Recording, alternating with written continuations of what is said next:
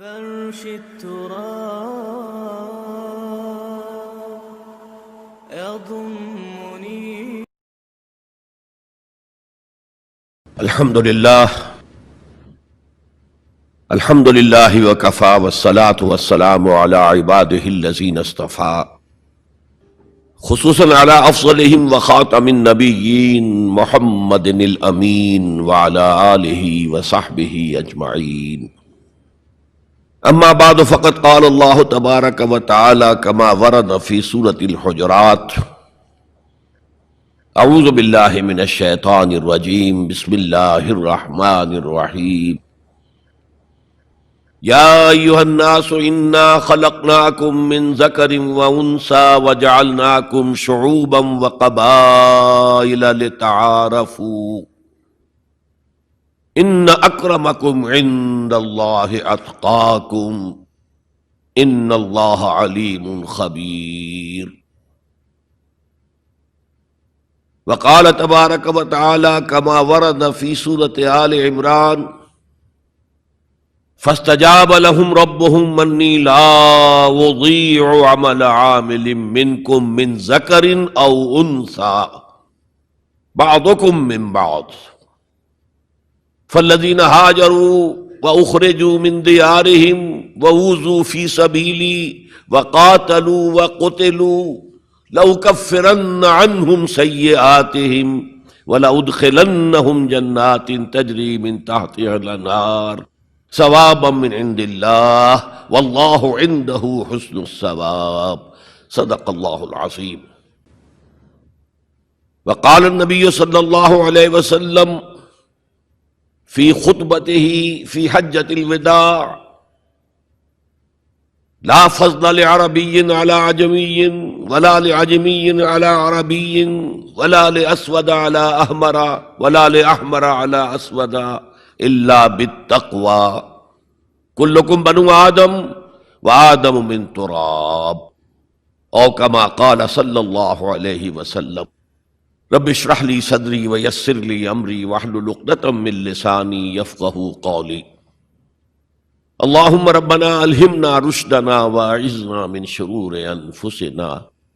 اللہم ارنا الحق حقا وارزقنا اتباعہ وارنا الباطل باطلا وارزقنا اجتنابہ. آمین یا رب العالمین. معزز حاضرین اور محترم خواتین، السلام علیکم ورحمۃ اللہ وبرکاتہ. میری آج کی گفتگو کا عنوان اسلام کا معاشرتی اور سماجی نظام. اس ضمن میں سب سے پہلے اس نقطے پر غور کیجئے کہ انسان کی ایک زندگی تو انفرادی ہے اور زندگی کا ایک بہت بڑا حصہ اجتماعی ہے. جیسے جیسے تمدن ترقی کرتا گیا، اجتماعیت کا دائرہ پھیلتا گیا، انفرادیت کا دائرہ سمٹتا گیا. چنانچہ آج کو آپ کو معلوم ہے کہ کوئی ریاست ہے، اس کا دستور ہے، اس کا نظام ہے، تمام شہری اس میں جکڑے ہوئے. اور اب تو پوری دنیا جو ہے وہ ایک شہر کے مانند ہو گئی ہے اور کہا جا رہا ہے کہ یہ گلوبل ولیج ہے. یہ تو ایک گاؤں کی شکل اختیار کر گیا.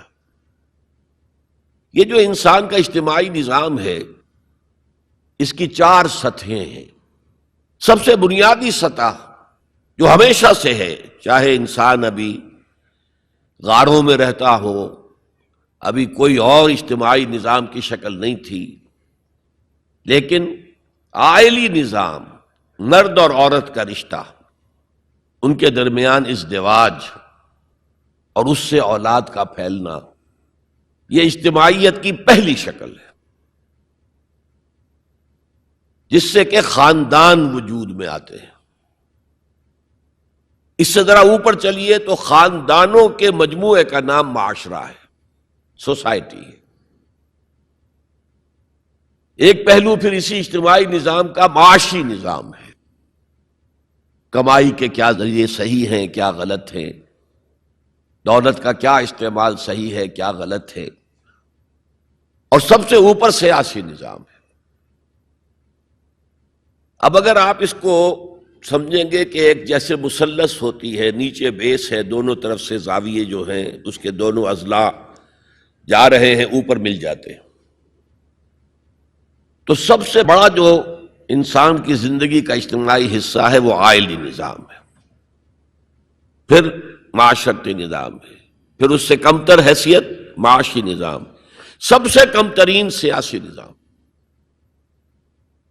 میں یہ ساری باتیں کس لیے بتا رہا ہوں کہ قرآن مجید کا ہر طالب علم جانتا ہے کہ عائلی قوانین جس قدر تفصیل سے قرآن مجید میں بحث کی گئی ہے ان کے بارے میں، اس درجے میں معاشی قوانین کا بیان تو نہیں ہوا۔ سیاسی نظام تو کوئی اسلام نے دیا ہی نہیں، چند اصول دیے ہیں: اللہ کی حاکمیت، مسلمانوں کی خلافت، جہاں اللہ اس کے رسول کا کوئی حکم نہ ہو وہاں باہمی مشورے سے معاملہ طے کرنا۔ 3 اصول ہیں، اللہ خیر صلی اللہ، ان الحکم الا للہ،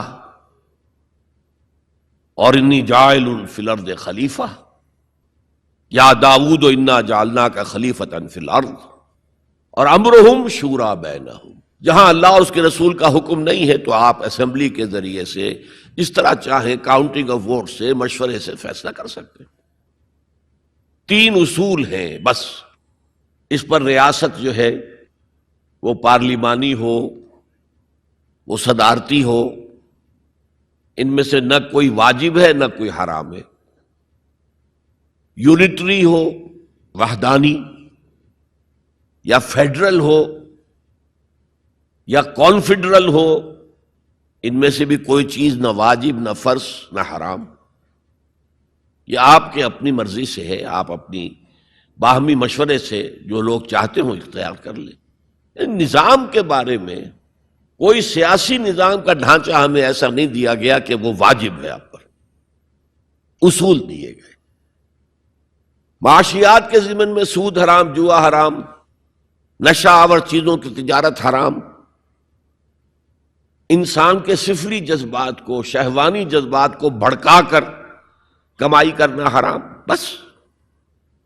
باقی میدان کھلا ہے، محنت کرو، جد و جہد کرو، کماؤ، جو تم کماؤ گے تمہارا ہوگا، البتہ ایک حد سے اوپر جاؤ گے زکوٰۃ لے لی جائے گی تاکہ جو پیچھے رہ گئے ہیں ان کی ضروریات پوری کی جا سکے۔ جہاں آزاد معیشت ہوگی وہ ایسے ہی ہے جیسے کہ آزاد دوڑ ہو رہی ہے۔ اب جب دوڑ میں ظاہر بات ہے کہ آپ اگر تو انہیں رسے سے باندھ دیں گے تب تو نہ کوئی آگے رہا نہ پیچھے رہا، لیکن دوڑ کا فائدہ کیا ہے؟ دوڑ تو یہ ہے کہ ذرا وہ شخص جو تیز دوڑ سکتا ہو وہ نمایاں ہو۔ تو فری اکانومی جہاں بھی ہوگی، کوئی آگے نکل جائیں گے کوئی پیچھے رہ جائیں گے، تو پیچھے والوں کے بھی کچھ حقوق کا لحاظ کیا جائے۔ زکوٰۃ کیا ہے؟ تؤخذ من اغنیائہم ترد الی فقرائہم، ان کے امیروں سے وصول کی جائے گی، ان کے غریبوں کو دے دی جائے گی۔ بس یہی جو ہے اسلام کا معاشی نظام ہے۔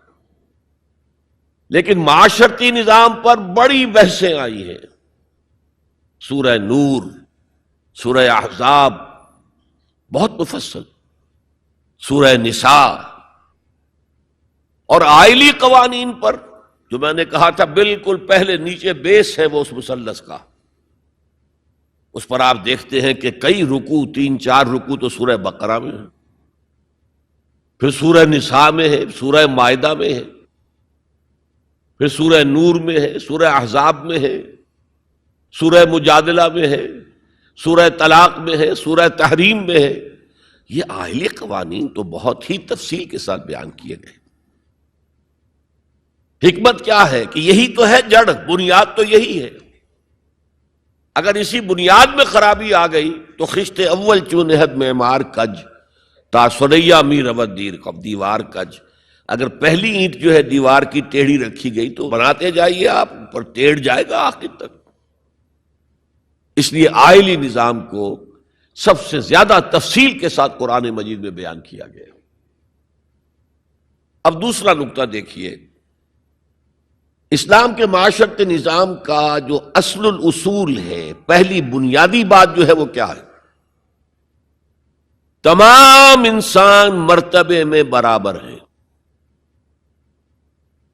پیدائشی طور پر کوئی انسان افضل نہیں، کوئی ارذل نہیں، کوئی اونچا نہیں، کوئی نیچا نہیں، پیدائشی طور پر۔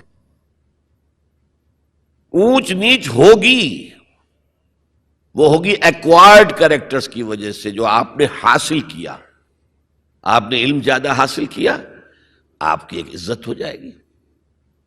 آپ میں تقوی زیادہ ہے، خدا ترسی زیادہ ہے، آپ کی عزت کی جائے گی۔ آپ خادم خلق ہیں، آپ کی عزت کی جائے گی۔ لیکن یہ ساری چیزیں ایکوائرڈ ہیں، بعد میں انسان نے حاصل کی ہیں۔ پیدائشی طور پر کوئی انسان اونچا نہیں، کوئی انسان نیچا نہیں۔ یہ بڑا انقلابی پیغام ہے قرآن کا، اور یہ سمجھیے کہ پورے عالم انسانیت کے لیے، میں ابھی گواہی بھی آپ کے سامنے پیش کروں گا کہ عالم انسانیت میں پہلی مرتبہ یہ پیغام اسلام نے دیا۔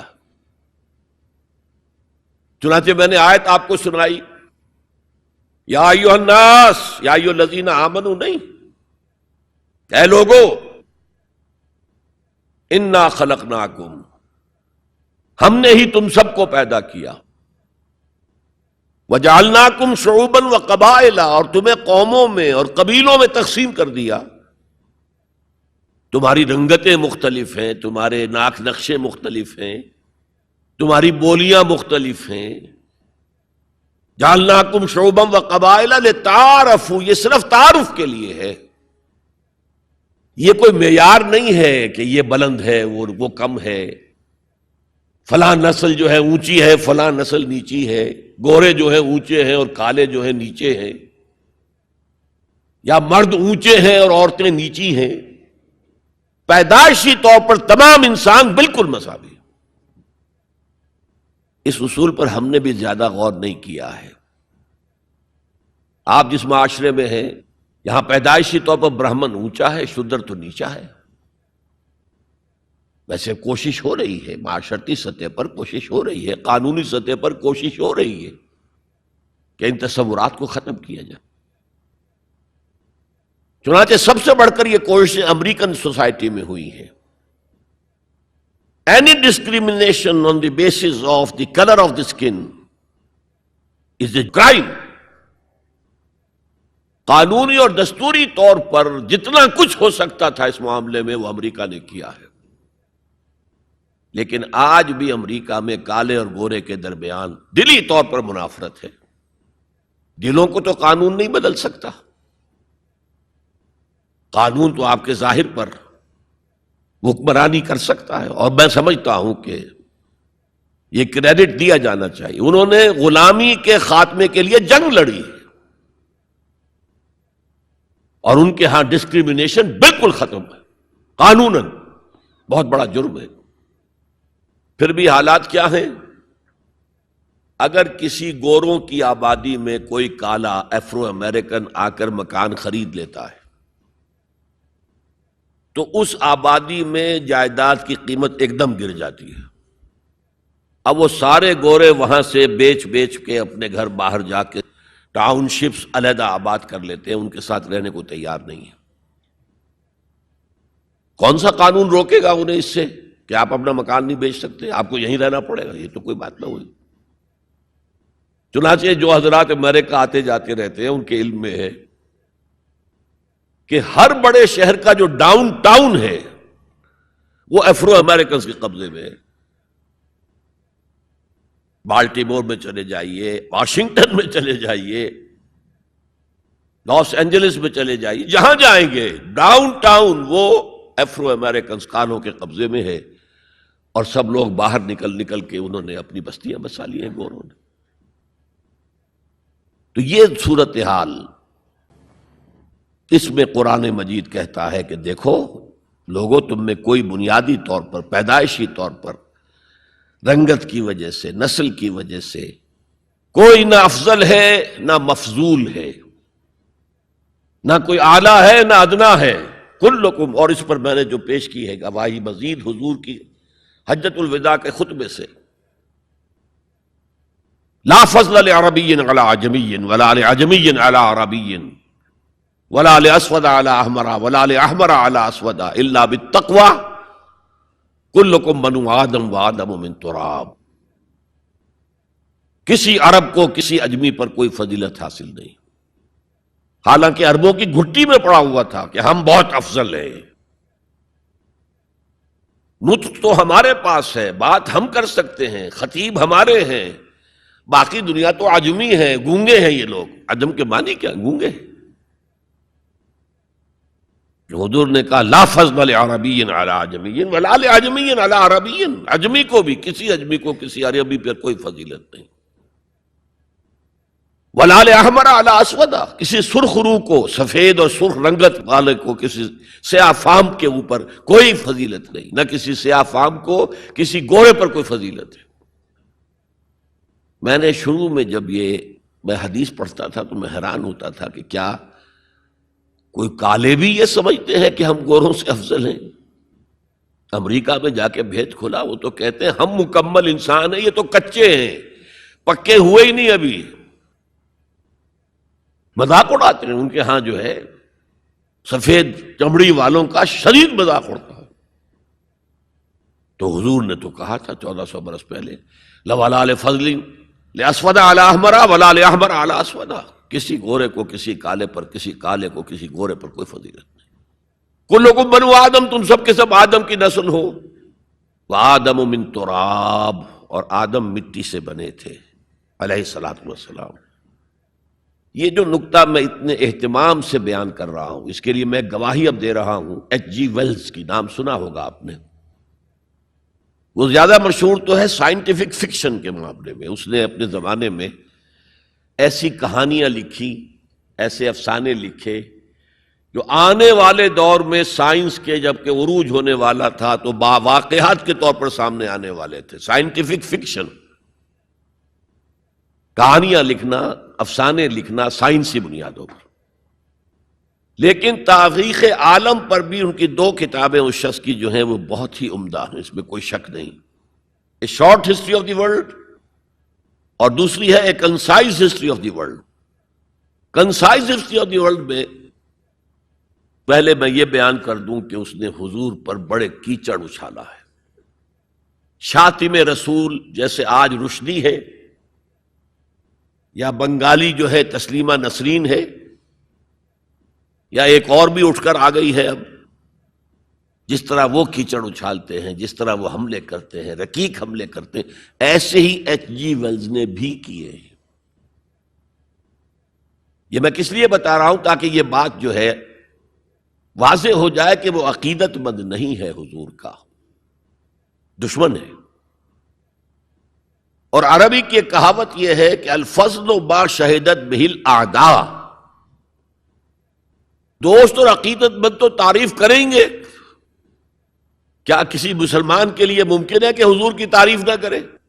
بلکہ وہ نعتیں پڑھتے ہوئے غلوب بھی کر جائیں گے، کہیں سے کہیں پہنچا دیں گے. ہاں اگر دشمن تعریف کرے تو وہ بات ہے کہ جو قابل غور ہے. میں نے اس لیے اسٹیبلش کیا دشمن ہے، دوست نہیں ہے، عقیدت مند نہیں ہے. لیکن جو چیپٹر اس کا ہے حضور کی زندگی پر، اس کے آخر میں آ کر خطبہ حجۃ الوداع کا یہ حوالہ اس نے دیا، لا فضل لعربی علی عجمی ولا لعجمی علی عربی ولا لاسود علی احمر ولا لاحمر علی اسود الا بالتقوی. اور اس کے بعد جو اس کا ری ایکشن ہے، اس پر جو تبصرہ تھا کہہ رہا ہوں، اس کی وجہ بتا دوں گا بعد میں. معلوم ہوتا ہے گھٹنے ٹیک کر کوئی شخص جو ہے اور سر جھکا کر خراج عقیدت پیش کر رہا ہے. ایگزیکٹ الفاظ یہ تھے اس کے، although the sermons of human equality, fraternity and freedom were said before also, and we find a lot of such sermons in Jesus of Nazareth, but it must be accepted that it was Muhammad sallallahu alayhi wasallam who for the first time in human history established a society based on these principles. کہ اگرچہ انسانی مساوات، اخوت اور حریت کے واس تو پہلے بھی بہت کہے گئے تھے، بہت کہے گئے تھے، بہت کہے گئے تھے. اب عیسائی ہونے کے باوجود کہتا ہے کہ مسیح ناصری، جیزس آف نازرت، حضرت عیسیٰ علیہ السلام کے ہاں بھی واس تو بہت ہے. لیکن ان اصولوں پر کوئی معاشرہ وہ قائم نہیں کر سکے. تاریخ انسانی میں پہلی شخصیت محمد کی ہے صلی اللہ علیہ وسلم، جس نے کہ ان اصولوں پر معاشرہ بالفعل قائم کر کے دکھایا. اچھا، اب آئیے اس کی اہمیت پر. اہمیت یہ ہے کہ آج جیسا کہ میں نے کہا تھا کہ دنیا سکڑتی جا رہی ہے، فاصلے تو کوئی ہے ہی نہیں، اب کوئی معنی ہی نہیں.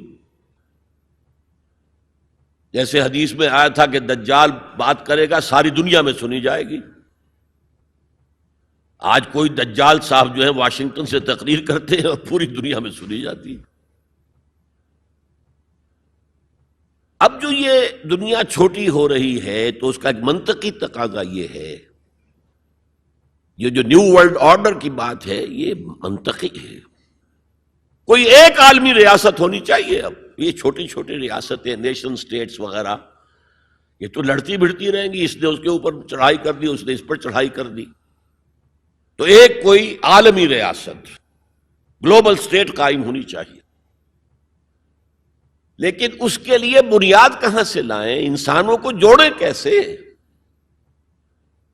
وہ تو نسل کی بنیاد پر جو ہے کٹے ہوئے ہیں، رنگت کی بنیاد پر ان کے دلوں کے درمیان جو ہے بودھ ہے.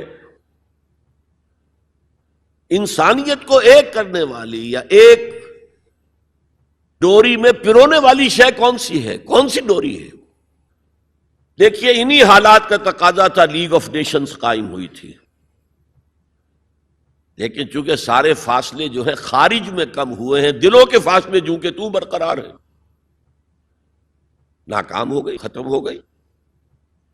اقبال نے اس کی موت کی پیشن گوئی کی تھی، بیچاری کئی روز سے دم توڑ رہی ہے، ڈر ہے خبر بد نہ میرے منہ سے نکل جائے. تقدیر تو مبرم نظر آتی ہے لیکن پیران کلیسا کی دعا ہے کہ یہ ٹل جائے، کسی طرح لیگ آف نیشنز باقی رہ جائے. ختم ہو گئی. اب یونائٹڈ نیشنز ہے، بالفعل ختم ہو چکی. سپر پاورز کے مفادات کے تحت. اور اب تو وہ سپر پاورز بھی دو نہیں رہی، سپریم پاور جو ہے وہ یونائٹڈ نیشنز کی اکثریت روکنا چاہے وہ نہیں رکتی. عراق پر حملے کے معاملے میں کون ساتھ تھا ان کے؟ بائی پاس کیا، دفع ہو جاؤ، ہمیں کوئی حیثیت زبریت نہیں تمہاری. تو یہ بھی دم توڑ رہی ہے. یونائٹڈ نیشنز کا وجود کیا رہ جائے گا؟ بیچاری کئی روز سے دم توڑ رہی ہے. یہ عراق پر حملے کے ساتھ یہ ہے اس کا دم جو ہے عالم نزاع شروع ہو چکا ہے. ڈر ہے خبر بد نہ میرے منہ سے نکل جائے. تقدیر تو مبرم نظر آتی ہے، تو اٹل نظر آتا ہے کہ یہ فیل ہو جائے گا، ادارہ ختم ہو جائے گا. پیران کلیسا کی دعا ہے کہ یہ ٹل جائے، وہاں دعائیں ہو رہی ہیں کہ ابھی یہ برقرار رہے. اس پس منظر میں قرآن دو بنیادیں دیتا ہے کہ جو تمام انسانوں کو جوڑنے والی ہیں. ایک وحدت الہ، وحدت خالق. تم سب کا خالق ایک ہی ہے، اللہ. اب ایوولوشن کی تھیوری ماننے والے کیسے مانیں گے کہ کوئی ایک اللہ ہے، کوئی ایک خالق ہے؟ تو نہیں مان سکتے. نمبر دو، تم سب ایک ہی جوڑے کی اولاد ہو. یا ایھا الناس انا خلقناکم، اے تمام انسانوں ہم نے تم سب کو پیدا کیا. وحدت خالق، وحدت الہ، اس پر سب جڑ جائیں گے آپس میں. ہندی ہو، چینی ہو، پاکستانی ہو، ایرانی ہو، امریکی ہو، کالے ہو، گورے ہو، پیلے ہو، سب اللہ کی مخلوق. اگر دل میں اللہ پر یقین ہے تو یہ پھر سارے جو فرق ہیں ایویپوریٹ ہو جائیں گے. ایک کالے حبشی کو جس کے گھنگریالے بال تھے، ہونٹ موٹے موٹے تھے، شین ادا نہیں کر سکتا تھا، اشہدو نہیں کہہ سکتا تھا، اشہدو کہتا تھا، بلال. اور حضرت عمر فاروق جو اسلام سے پہلے بڑے نیشنلسٹ تھے، اپنی قرشیت پر فخر، اپنے خاندان پر فخر. اور وہ عمر فاروق جبکہ وہ خلیفہ تھے، حضرت بلال کا نام نہیں لیتے تھے سیدنا کے بغیر. سیدنا بلال، سیدنا بلال، سیدنا بلال. حضرت ابو بکر کے بارے میں فرماتے ہیں ابو بکر سیدنا و آتق سیدنا. ابو بکر خود بھی ہمارے سردار ہیں، انہوں نے ہمارے سردار کو آزاد کرایا تھا خرید کر. تو یہ فرق تو جب تک کہ آپ اللہ پر ایمان نہ رکھتے ہوں تو کوئی بنیاد ہی نہیں ہے. ہمارے ان کے درمیان کیا بنیاد ہے؟ پتہ نہیں کون سے قسم کے بندروں کی اولاد جو ہے ہندوستان میں بس رہی ہے اور کون سے قسم کے شمپینزیز کی اولاد جو ہے وہ کہیں اور بس رہی ہے. ان کا تو کوئی رشتہ آپس میں ہے ہی نہیں. پھر یہ کہ وحدت آدم و حوا، انا خلقناکم، نمبر 1 من ذکر و انثی، ایک مرد اور ایک عورت سے پیدا کیا. تو ایک تو اخوت دینی ہے، اخوت اسلامی ہے، وہ تو بڑی اونچی بات ہے. اخوت انسانی، تمام انسان. اب آپ فرمائیے حضرت حوا کے رحم پر جا کر تمام انسان ایک نہیں ہو جائیں گے؟ والدہ کے رحم کے اعتبار سے بہن بھائی جو ہیں وہ بھائی بھائی اور بہنیں ہیں. دادی کے اس پر جائیے تو وہ ایک بڑا کنبہ وجود میں آ جائے گا. چچا تائے کی ساری اولاد اس میں مل جائے گی، اور اسی طریقے سے خالاؤں کی اور پھپھیوں کی اولاد شامل ہو جائے گی. اس سے آگے جائیے، اس سے آگے جائیے، سب جا کر آدم اور حوا پر جمع ہو جائے گی. تو آج جو زمانے کا تقاضا ہے کہ یہ فاصلے کم ہو، نوع انسانی جمع ہو، ایک وحدت ہو جائے، وہ تقاضا صرف اسلام کی بنیاد پر طے ہو سکتا ہے، پورا ہو سکتا ہے. کسی اور کے پاس اس کے لیے کوئی بنیاد نہیں. میں نے کہا تھا نا کہ کسی کالے کو گورے پر نہیں، کوئی گورے کو کالے پر فضیلت نہیں. ساتھ ہی کہا تھا مرد کو عورت پر کوئی فضیلت نہیں. مرد اونچا اور عورت نیچی نہیں ہے. شرف انسانیت کو دونوں ایکولی شیئر کرتے ہیں، وہ بھی ہیومن بینگ، وہ بھی ہیومن بینگ. سورہ آل عمران کے آخر میں ایک لمبی دعا آئی ہے، ربنا اننا سمعنا منادیا ینادی للایمان ان آمنوا بربکم فآمنا. اے رب ہمارے، ہم نے ایک پکارنے والے کی پکار کو سنا کہ وہ ایمان کی صدا لگا رہا ہے، ایمان کی ندا لگا رہا ہے صلی اللہ علیہ وسلم کہ اپنے رب پر ایمان لاؤ. تو ہم ایمان لے آئے. ربنا فاغفر لنا ذنوبنا وکفر عنا سیئاتنا. تو پروردگار ہمارے گناہ بخش دے اور ہم سے ہماری برائیوں کو دور کر دے. وتوفنا مع الابرار، اور اپنے نیکوکار بندوں کے ساتھ ہمارا خاتمہ کیجو. ربنا وآتنا ما وعدتنا علی رسولک، اور پروردگار ہمیں وہ سب کچھ دیجو جس کا وعدہ تو نے اپنے رسولوں کے ذریعے کیا ہے. آپ نے فرمایا جنت اور یہ نعمتیں ہوں گی، ہمیں وہ سب کچھ دیجو. انک لا تخلف المیعاد، تو اپنے وعدے سے ہٹنے والا نہیں ہے. ہمیں یہ اندیشہ نہیں ہے. اندیشہ ہے تو یہ کہ ہم ان وعدوں کا مصداق ثابت ہو سکے یا نہ ہو سکے.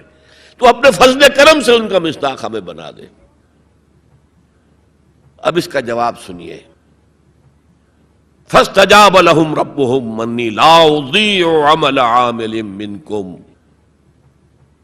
ان کے رب نے ان کی دعا کو قبول کیا اور فرمایا میں تم میں سے کسی عمل کرنے والے کے کسی عمل کو ضائع کرنے والا نہیں ہوں. من ذکر او انثی، خواہ وہ مرد ہو خواہ عورت. بعضکم من بعض، تم ایک دوسرے ہی میں سے ہو نا. ایک ہی باپ کے نطفے سے بیٹا بھی ہے بیٹی بھی ہے. ایک ہی ماں کے رحم میں پرورش پائی ہے بیٹے نے بھی بیٹی نے. تو اونچ نیچ کہاں سے آ جائے گی؟ کدھر سے آ جائے گی؟ بعضکم من بعض، ایک دوسرے میں سے ہو. فالذین ہاجروا، تو وہ لوگ جنہوں نے ہجرت کی. تو ہجرت صرف مردوں تو نہیں کی، عورتوں نے بھی کی. وَأُخْرِجُوا مِن دِيَارِهِمْ، جو اپنے گھروں سے نکالے گئے ان میں مرد بھی تھے عورتیں بھی تھیں. وَأُوذُوا فِي سَبِيلِي، اور جنہیں میری راہ میں ایذا پہنچائی گئی ان میں مرد بھی تھے عورتیں بھی تھیں. پہلے شہید ہونے والے 2 میاں بیوی، ایک جوڑا، حضرت یاسر رضی اللہ تعالی عنہ اور حضرت سمیہ ان کی اہلیہ رضی اللہ تعالی عنہ. شدید ترین ٹارچر کیا ابو جہل نے اور پھر شہید کر دیا. وقاتلوا وقتلوا، پھر انہوں نے قتال بھی کیا، اللہ کی راہ میں جنگ بھی کی اور قتل بھی ہوئے. تو ان تمام کاموں کے اندر مرد اور عورت شریک رہے. قتال سے میں نے عرض کیا تھا کہ فرضیت اس کی جو ہے وہ خواتین پر نہیں ہے، اس کے باوجود خواتین نے حصہ لیا. جاتی تھی، مرہم پٹی ان کے ذمے، آخر جنگ میں زخمی ہوں گے، آئیں گے، کوئی مرد اس میں لگیں گے تو وہ ورکنگ جو ہماری طاقت ہے وہ کم ہوگی. پھر یہ کہ آخر خوراک کا بندوبست تو کرنا ہے، کھانے کا جو ہے راشن کا وہ کرتے تھے. تو یہ سب کے سب برابر کے شریک ہیں. سنیے دوبارہ الفاظ، فَاسْتَجَابَ لَهُمْ رَبُّهُمْ أَنِّي لَا أُضِيعُ عَمَلَ عَامِلٍ مِّنكُم مِّن ذَكَرٍ أَوْ أُنثَىٰ بَعْضُكُم مِّن بَعْضٍ فَالَّذِينَ هَاجَرُوا وَأُخْرِجُوا مِن دِيَارِهِمْ وَأُوذُوا فِي سَبِيلِي وَقَاتَلُوا وَقُتِلُوا لَأُكَفِّرَنَّ عَنْهُمْ سَيِّئَاتِهِمْ، میں لازماً دور کر دوں گا ان سے ان کی برائیوں کو، وَلَأُدْخِلَنَّهُمْ جَنَّاتٍ تَجْرِي مِن تَحْتِهَا الْأَنْهَارُ، اور انہیں لازماً داخل کروں گا ان باغات میں کہ جن کے دامن میں ندیاں بہتی ہوں گی. ثوابا من عند اللہ، یہ بدلہ ہوگا اللہ کے پاس سے. واللہ عندہ حسن الثواب، اور یقیناً بہترین بدلہ تو اللہ ہی کے پاس ہے. مساوات مرد و زن کے اس نظریے کو سمجھ لیجئے. دوسرا نظریہ میں بتاؤں گا جو آج دنیا مغرب سے لے رہی ہے، وہ سراسر گمراہی ہے، سراسر گمراہی ہے، سراسر گمراہی. لیکن نیکیوں کے میدان کھولے ہوئے ہیں مردوں کے لیے، عورتوں کے لیے. جو مرد کمائے گا نیکی وہ اس کے لیے ہے، جو عورت نیکی کمائے گی وہ اس کے لیے ہے. انڈیویجویلٹی ہے، فریڈم ہے، فریڈم آف ول ہے، مساوی ہے. اور اسی لیے میں نے یہ جو آیت ہے دیکھیے، اس میں 10 اوصاف میں مردوں عورتوں کو برابر برابر. عام طور پر قرآن کا اسلوب یہ نہیں ہے، اسے عربی میں کہتے ہیں برسبیل تغلیب. ایک مجمع ہے، مرد بھی ہیں عورتیں بھی ہیں، تو مذکر میں خطاب ہوگا، مؤنث کے صیغے سے خطاب نہیں ہوگا. وہ تابع ہیں، ساتھ ہی آ جائیں گے. لیکن یہ آیت دیکھیے کتنی طویل ہے. ان المسلمین والمسلمات، یقیناً فرما بردار مرد اور فرما بردار عورتیں، والمومنین والمومنات، اور صاحب ایمان مرد اور صاحب ایمان عورتیں، والقانتین والقانتات، اور فروتنی اختیار کرنے والے مرد اور فروختنی اختیار کرنے والی عورتیں، والصادقین والصادقات، اور سچ بولنے والے مرد اور سچ بولنے والی عورتیں، والصابرین والصابرات، اور صبر کرنے والے مرد اور صبر کرنے والی عورتیں، والخاشعین والخاشعات، اللہ کے سامنے جھکنے والے مرد اور جھکنے والی عورتیں، والمتصدقین والمتصدقات، صدقہ دینے والے مرد اور صدقہ دینے والی عورتیں، والصائمین والصائمات، اور روزہ رکھنے والے مرد اور روزہ رکھنے والی عورتیں، والحافظین فروجہم والحافظات، اور اپنی شرمگاہوں کی حفاظت کرنے والے مرد اور اپنی شرمگاہوں کی حفاظت کرنے والی عورتیں، والذاکرین اللہ کثیرا والذاکرات، اور کثرت سے اللہ کا ذکر کرنے والے مرد اور کثرت سے اللہ کا ذکر کرنے والی عورتیں. اعد اللہ لہم مغفرۃ واجرا عظیما، اللہ تعالیٰ نے ان سب کے لیے تیار کیا ہوا ہے. اعد اللہ لہم مغفرۃ، ایک تو مغفرت انہیں ملے گی اور اجر عظیم ملے گا. یہ ہے وہ تصور مساوات مرد و زن، کوئی اونچا نہیں کوئی نیچا نہیں. البتہ اب میں اگلے قدم پر آ رہا ہوں. ابھی تک تو افراد کی بات ہو رہی ہے، اب وہ ایک مرد اور ایک عورت شادی کرتے ہیں. یہاں آپ کو سمجھ لینا چاہیے اب وہ برابر نہیں رہے، اس لیے کہ گھر بنانا ہے، خاندان کی بنا ڈالنی ہے، ایک ادارہ ہے، انسٹیٹیوشن آف فیملی ہے، اور کسی انسٹیٹیوشن کے 2 برابر کا اختیار رکھنے والے سربراہ نہیں ہو سکتے. آئی جی 1 ہوگا، ڈی آئی جی 4 ہوں، 5 ہوں، 6 ہوں. کوئی فرم ہے، مینیجنگ ڈائریکٹر 1 ہوگا، آپ 100 ڈائریکٹر رکھ لیں، مینیجنگ ڈائریکٹر 2 نہیں ہو سکتے، کوئی کاروبار چل ہی نہیں سکتا. تو گھر کا ادارہ تو برباد ہو جائے گا اگر آپ نے برابر کر دیا دونوں کے اختیارات کو. آج اس کا مزہ چکھ رہا ہے یورپ اور ویسٹ اور امریکہ. خاندانی نظام ٹوٹ گیا. آج وہ شادی کرتے ہی نہیں، مرد شادی نہیں کرتے. کیوں کریں؟ قانون آپ نے یہ بنا دیا ہے کہ آپ نے آج شادی کی اور 1 مہینے کے بعد آپ اپنی بیوی کو طلاق دیں تو اپنی پوری دولت کا نصف دینا پڑے گا اسے. وہ کہتے ہیں ہم نہیں کرتے یہ. لیکن عورت کی تو ضرورت ہے نا، مرد کی ضرورت عورت ہے، لیکن عورت کی ضرورت بھی تو ہے مرد. مرد کہتا ہے آؤ میرے ساتھ رہو، کھاؤ پیو، میں شادی نہیں کروں گا. وہ یہ کہتے ہیں وی آر لیونگ ٹوگیدر، بس we are not married, we are living together. بچے بھی ہو رہے ہیں. یہ کلنٹن کا 3-4 سال پہلے صدر تھا وہ، تو اس کا جو آیا تھا state of the union address, سال میں 1 دفعہ وہاں کا صدر دیتا ہے، پوری قوم کو خطاب کرتا ہے. اس میں اس نے کہا تھا کہ عنقریب ہماری امریکی قوم کی اکثریت حرام زادوں پر مشتمل ہوگی. اس کے الفاظ حرام زادہ نہیں، اس نے کہا باسٹرڈ نہیں کہا. کیا کہا؟ Born without any wedlock, ماں باپ کے درمیان کوئی شادی کا بندھن ہے ہی نہیں اور بچے پیدا ہو رہے ہیں. یہی تو حرامی کہلاتے ہیں ہمارے ہاں. حرام زادہ کسے کہتے؟ اور یہودیوں نے حضرت مسیح کو کیوں کہا حرام زادہ؟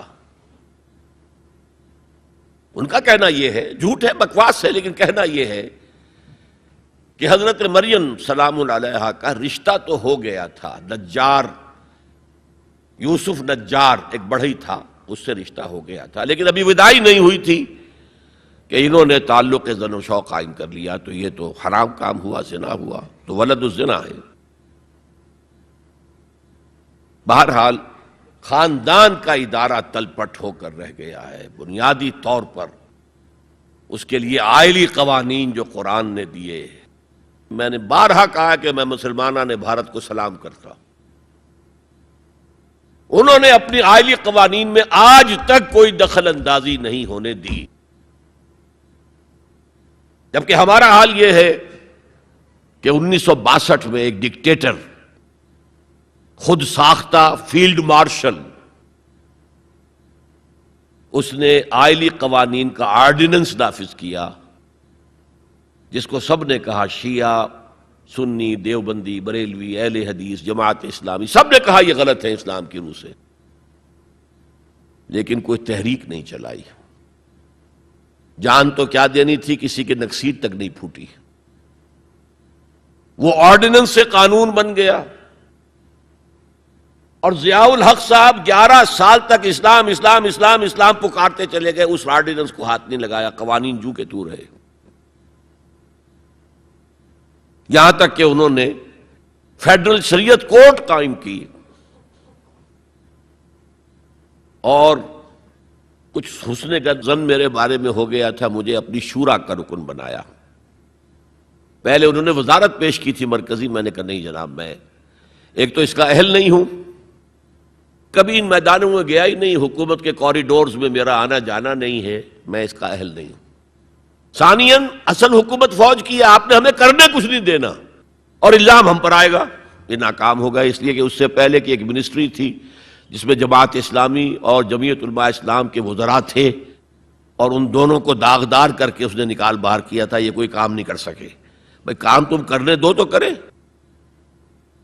تم تو کہتے ہو میری کانسٹیچوئنسی تو فوج ہے، یہ تو فوج کو راضی رکھنا ہے. بہرحال میں نے ان سے کہا تھا یہ ہے 2 جولائی سن 82 کی بات. میں نے کہا آپ اپنے ماتھے پر کلنک کا ٹیکا لیے پھر رہے ہیں، اور مجھے خیال بھی آیا کہ میں نے یہ کیا کیا. یہ تو میں نے تو محاورہ استعمال کیا تھا. ان کی پیشانی پر محراب تھا. میں نے سوچا یہ ناراض ہو نہیں ہوا. وہ اس معاملے میں بہت ٹھنڈے آدمی تھے، بہت متحمل مزاج. کہلے کیوں کہہ رہے ہیں آپ یہ؟ میں نے کہا دیکھیے آپ نے فیڈرل شریعت کورٹ بنائی، اس میں اپنے ہینڈ پکڈ علماء رکھے. تقی عثمانی کس کا چوائس ہے؟ آپ کا. پیر کرم شاہ کس کا چوائس ہے؟ آپ کا. ملک غلام علی کس کا چوائس ہے؟ آپ کا. اور اس کورٹ کے بھی ہاتھ باندھ دیے. ویسے تو یہ 2 بیڑیاں پہنائی تھی اور 2 ہتھکڑیاں، لیکن میں اس وقت اپنی گفتگو کے حوالے سے صرف ایک کا ذکر کر رہا ہوں، آئلی قوانین پر بھی آپ کوئی بات نہیں کر سکتے۔ میں نے کہا یہ کیا؟ یہ تو انگریز نے نہیں چھیڑے تھے ہمارے، اور بھارت کا مسلمان آج تک اس کی حفاظت کر رہا ہے۔ میں نے کہا دیکھیے یہ غلام احمد پرویز نے بنوائے تھے جو منکر حدیث تھا، اور اس کا اثر تھا چونکہ وہ گورنمنٹ آف پاکستان میں ڈپٹی سیکریٹری تھا کسی مرکزی محکمے میں، وہ اس کے زیر اثر جو ہے ایوب خان نے وہ قوانین بنائے۔ اور میں نے کہا ضیاء الحق سے کہ وہ بھی زندہ ہے، ابھی زندہ تھے وہ عدالت میں آئے ثابت کر دیں کہ کتاب و سنت کے خلاف کوئی چیز اس میں نہیں ہے، میں خوش، میرا خدا خوش۔ میں یہ تو نہیں کہتا کہ جو میں کہوں وہ آپ کریں، لیکن آپ نے عدالت کے ہاتھ کیوں بند کیے؟ کہنے لگے کہ پھر ان خواتین کو کون مطمئن کرے گا؟ میں نے کہا اگر آپ کا سوچ کا انداز یہی ہے تو یہ میرا استعفیٰ حاضر ہے، میں آپ کی شورا میں نہیں بیٹھ سکتا، استعفیٰ دے کر آگے۔ میں جو حوالے سے بات کر رہا تھا وہ یہ کہ جب یہاں وہ ایجیٹیشن ہوا ہے، اور میں دلی میں تھا اور میں نے انگریزی اخبار میں فوٹو دیکھا تھا کہ جس قدر عظیم ایک جلسہ بمبئی میں ہوا تھا، کیپشن یہ تھا اخبار میں، اے میمتھ گیدرنگ آف بامبے مسلمز، میمتھ، اور اس میں ظاہر بات ہے ایجیٹیشن کے اندر جانیں بھی دینی پڑی، سب کچھ ہوا۔ پھر حکومت نے گھٹنے ٹیک دیے کہ نہیں؟ اور صرف گھٹنے نہیں ٹیکے، راجیو کی یہ تقریر لوک سبھا کی ریکارڈ پر ہے کہ میں نے تو اس سے پہلے کبھی مطالعہ نہیں کیا تھا، اب اس مسئلے پر مطالعہ کیا ہے تو میں نے دیکھا ہے کہ جتنے حقوق اسلام نے عورت کو دیے کسی مذہب نے نہیں دیے۔ یہ بات ہے جو اسے ماننی پڑی، لیکن برابر آپ کر دیں گے تو خاندان کا ادارہ ختم ہو جائے گا۔ اسی لیے فرمایا گیا الرجال قوامون علی النساء فالصالحات قانتات حافظات للغیب بما حفظ اللہ، مرد حاکم ہیں عورتوں پر، نیک بیویاں وہ ہیں جو اپنے شوہروں کی اطاعت کرتی ہیں۔ ظاہر بات ہے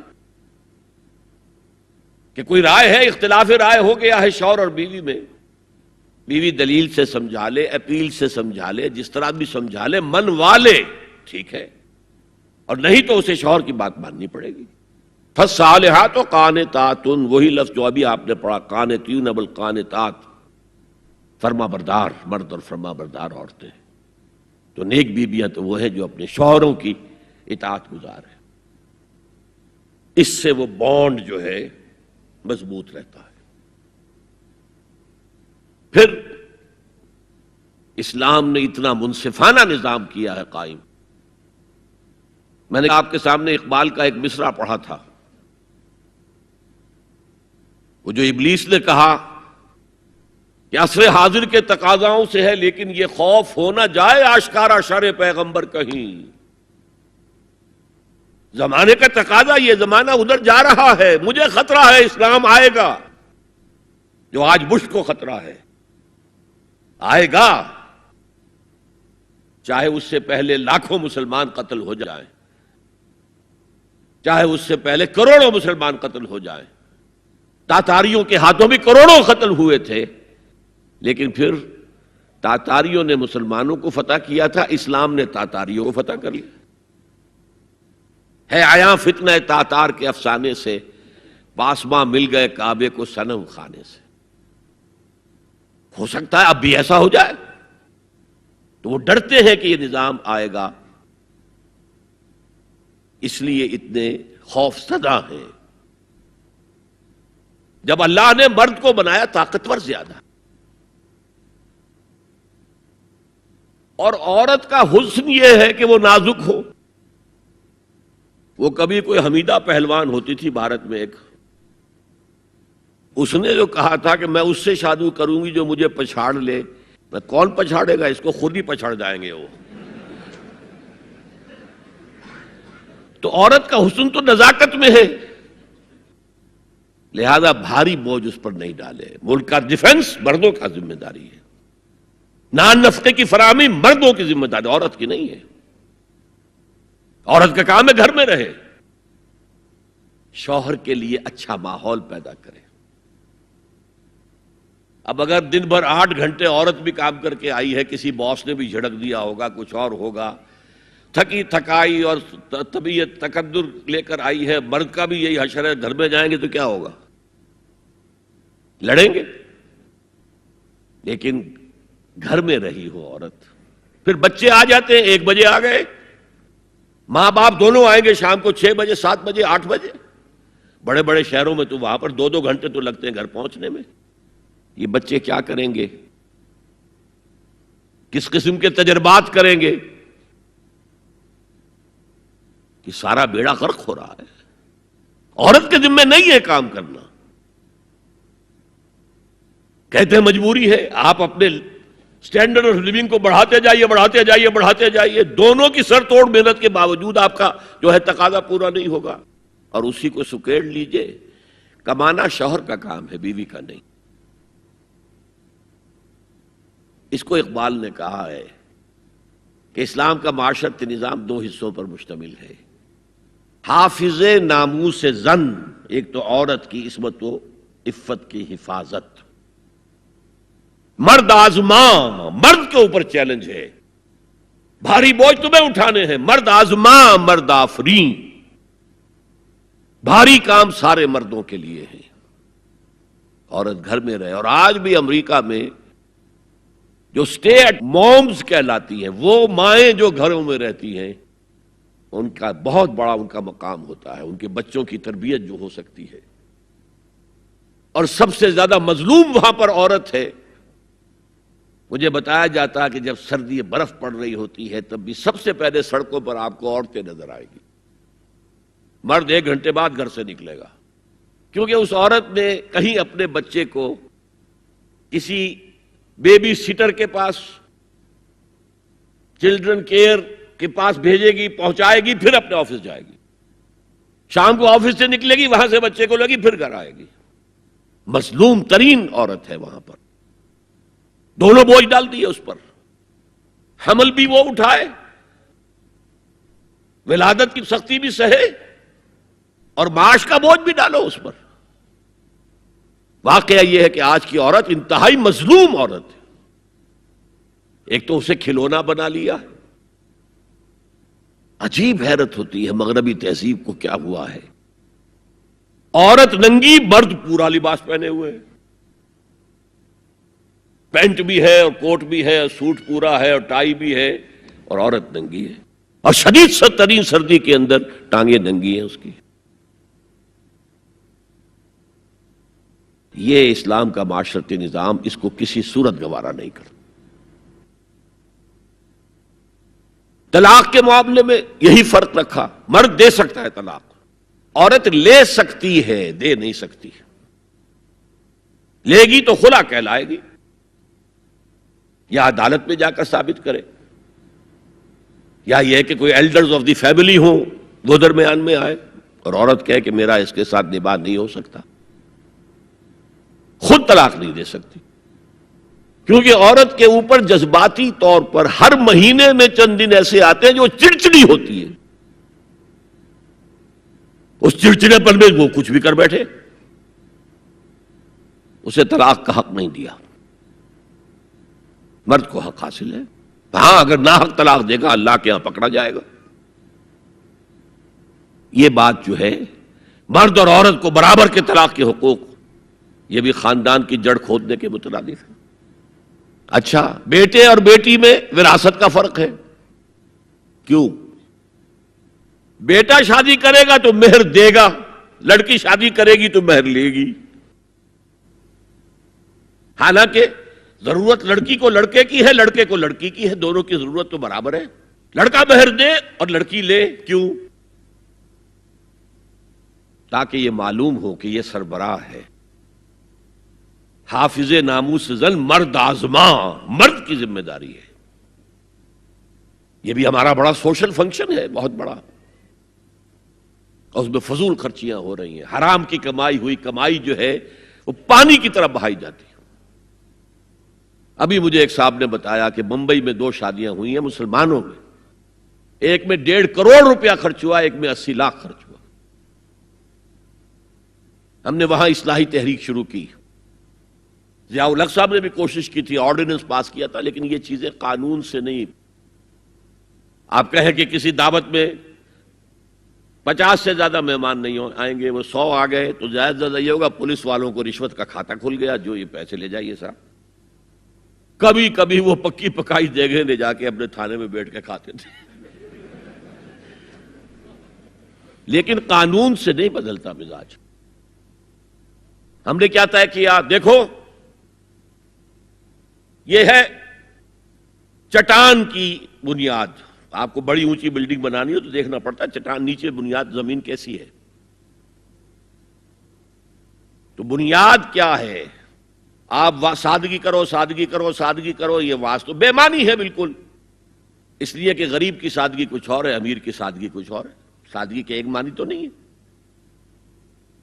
لہذا کوئی جو ہے راک فاؤنڈیشن وہ تلاش کی جائے. وہ ہم نے کی تلاش. جو تقریب حضور سے صحابہ سے ثابت ہے ضرور کرو ضرور کرو ضرور کرو. عضوا علیہا بالنواجذ, اپنے دانتوں سے پکڑ لو اس کو. اور جو تقریب ثابت نہیں حضور سے اور صحابہ سے, یقیناً یہ کہیں باہر سے آئی ہے. یا تو ہمارا خاندانی پس منظر جو ہے, اکثر تو ہندوؤں سے مسلمان ہوئے, وہ سادات ہوں, صدیقی ہوں, فاروقی ہوں, عثمانی ہوں, وہی ہیں نا جو باہر سے آئے تھے. باقی تو اکثریت یہیں سے, وہ اپنا ہندوانہ پس منظر لے کر آئے. تو جس کا ثبوت صحابہ کے دور میں نہیں, وہ یقیناً باہر سے آئی ہوئی چیز ہے. اس میں پھر سادگی نہیں, اس میں کمی نہیں, جڑ سے کاٹو اس کو. اس بنیاد پر ہم نے 5 فیصلے کیے, ذرا سن لیجئے آپ بھی, اگر آپ کوئی سوشل ورک کرنا چاہیں اس کو عام کریں. نمبر 1, نکاح مسجد میں. حدیث موجود ہے, ترمذی شریف کی روایت, اعلنوا حاذا النکاح واجعلوه فی المساجد. نکاح کا اعلان عام کیا کرو, مسجدوں میں منعقد کیا کرو. میں حیران ہوتا ہوں کیوں نہیں علماء کرام نے اس کی طرف توجہ دلائی. حدیث ہے. ہاں میں مانتا ہوں ان کا کہنا یہ ہے کہ یہ یہاں جو امر ہے کہ مسجد میں منعقد کرو, یہ امر وجوب کے لیے نہیں ہے, استحباب کے لیے. مستحب ہے یہ کہ مسجد میں. تو بھائی مستحب کیوں چھوڑ رہے ہو تم؟ وہ اس لیے چھوڑنا پڑتا ہے, مولوی بیچارے کی حیثیت ہے ہی نہیں معاشرے میں کہ وہ کہے جناب یہاں آئیے میرے پاس, میں نہیں آؤں گا آپ کے گھر نکاح پڑھانے کے لیے. وہ اپنا رجسٹر بغل میں دبائے بیٹھا سوکھتا رہتا ہے. وہ تو آنی تھی بارات عصر کے وقت, مغرب بھی جا رہی ہے, آئی نہیں, وہ بیٹھا غریب.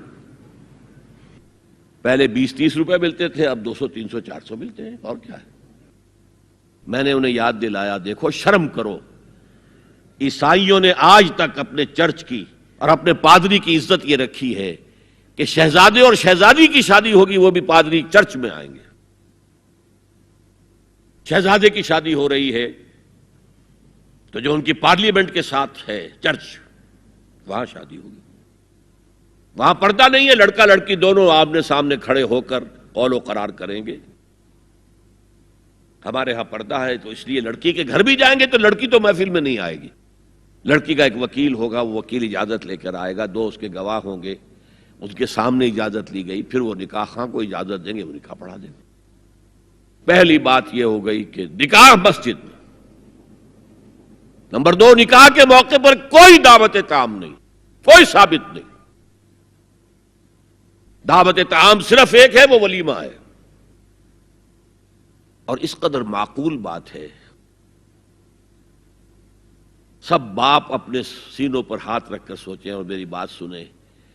کیا بیٹی کو گھر سے رخصت کرنے کا وقت جو ہے وہ خوشی کا وقت ہوتا ہے؟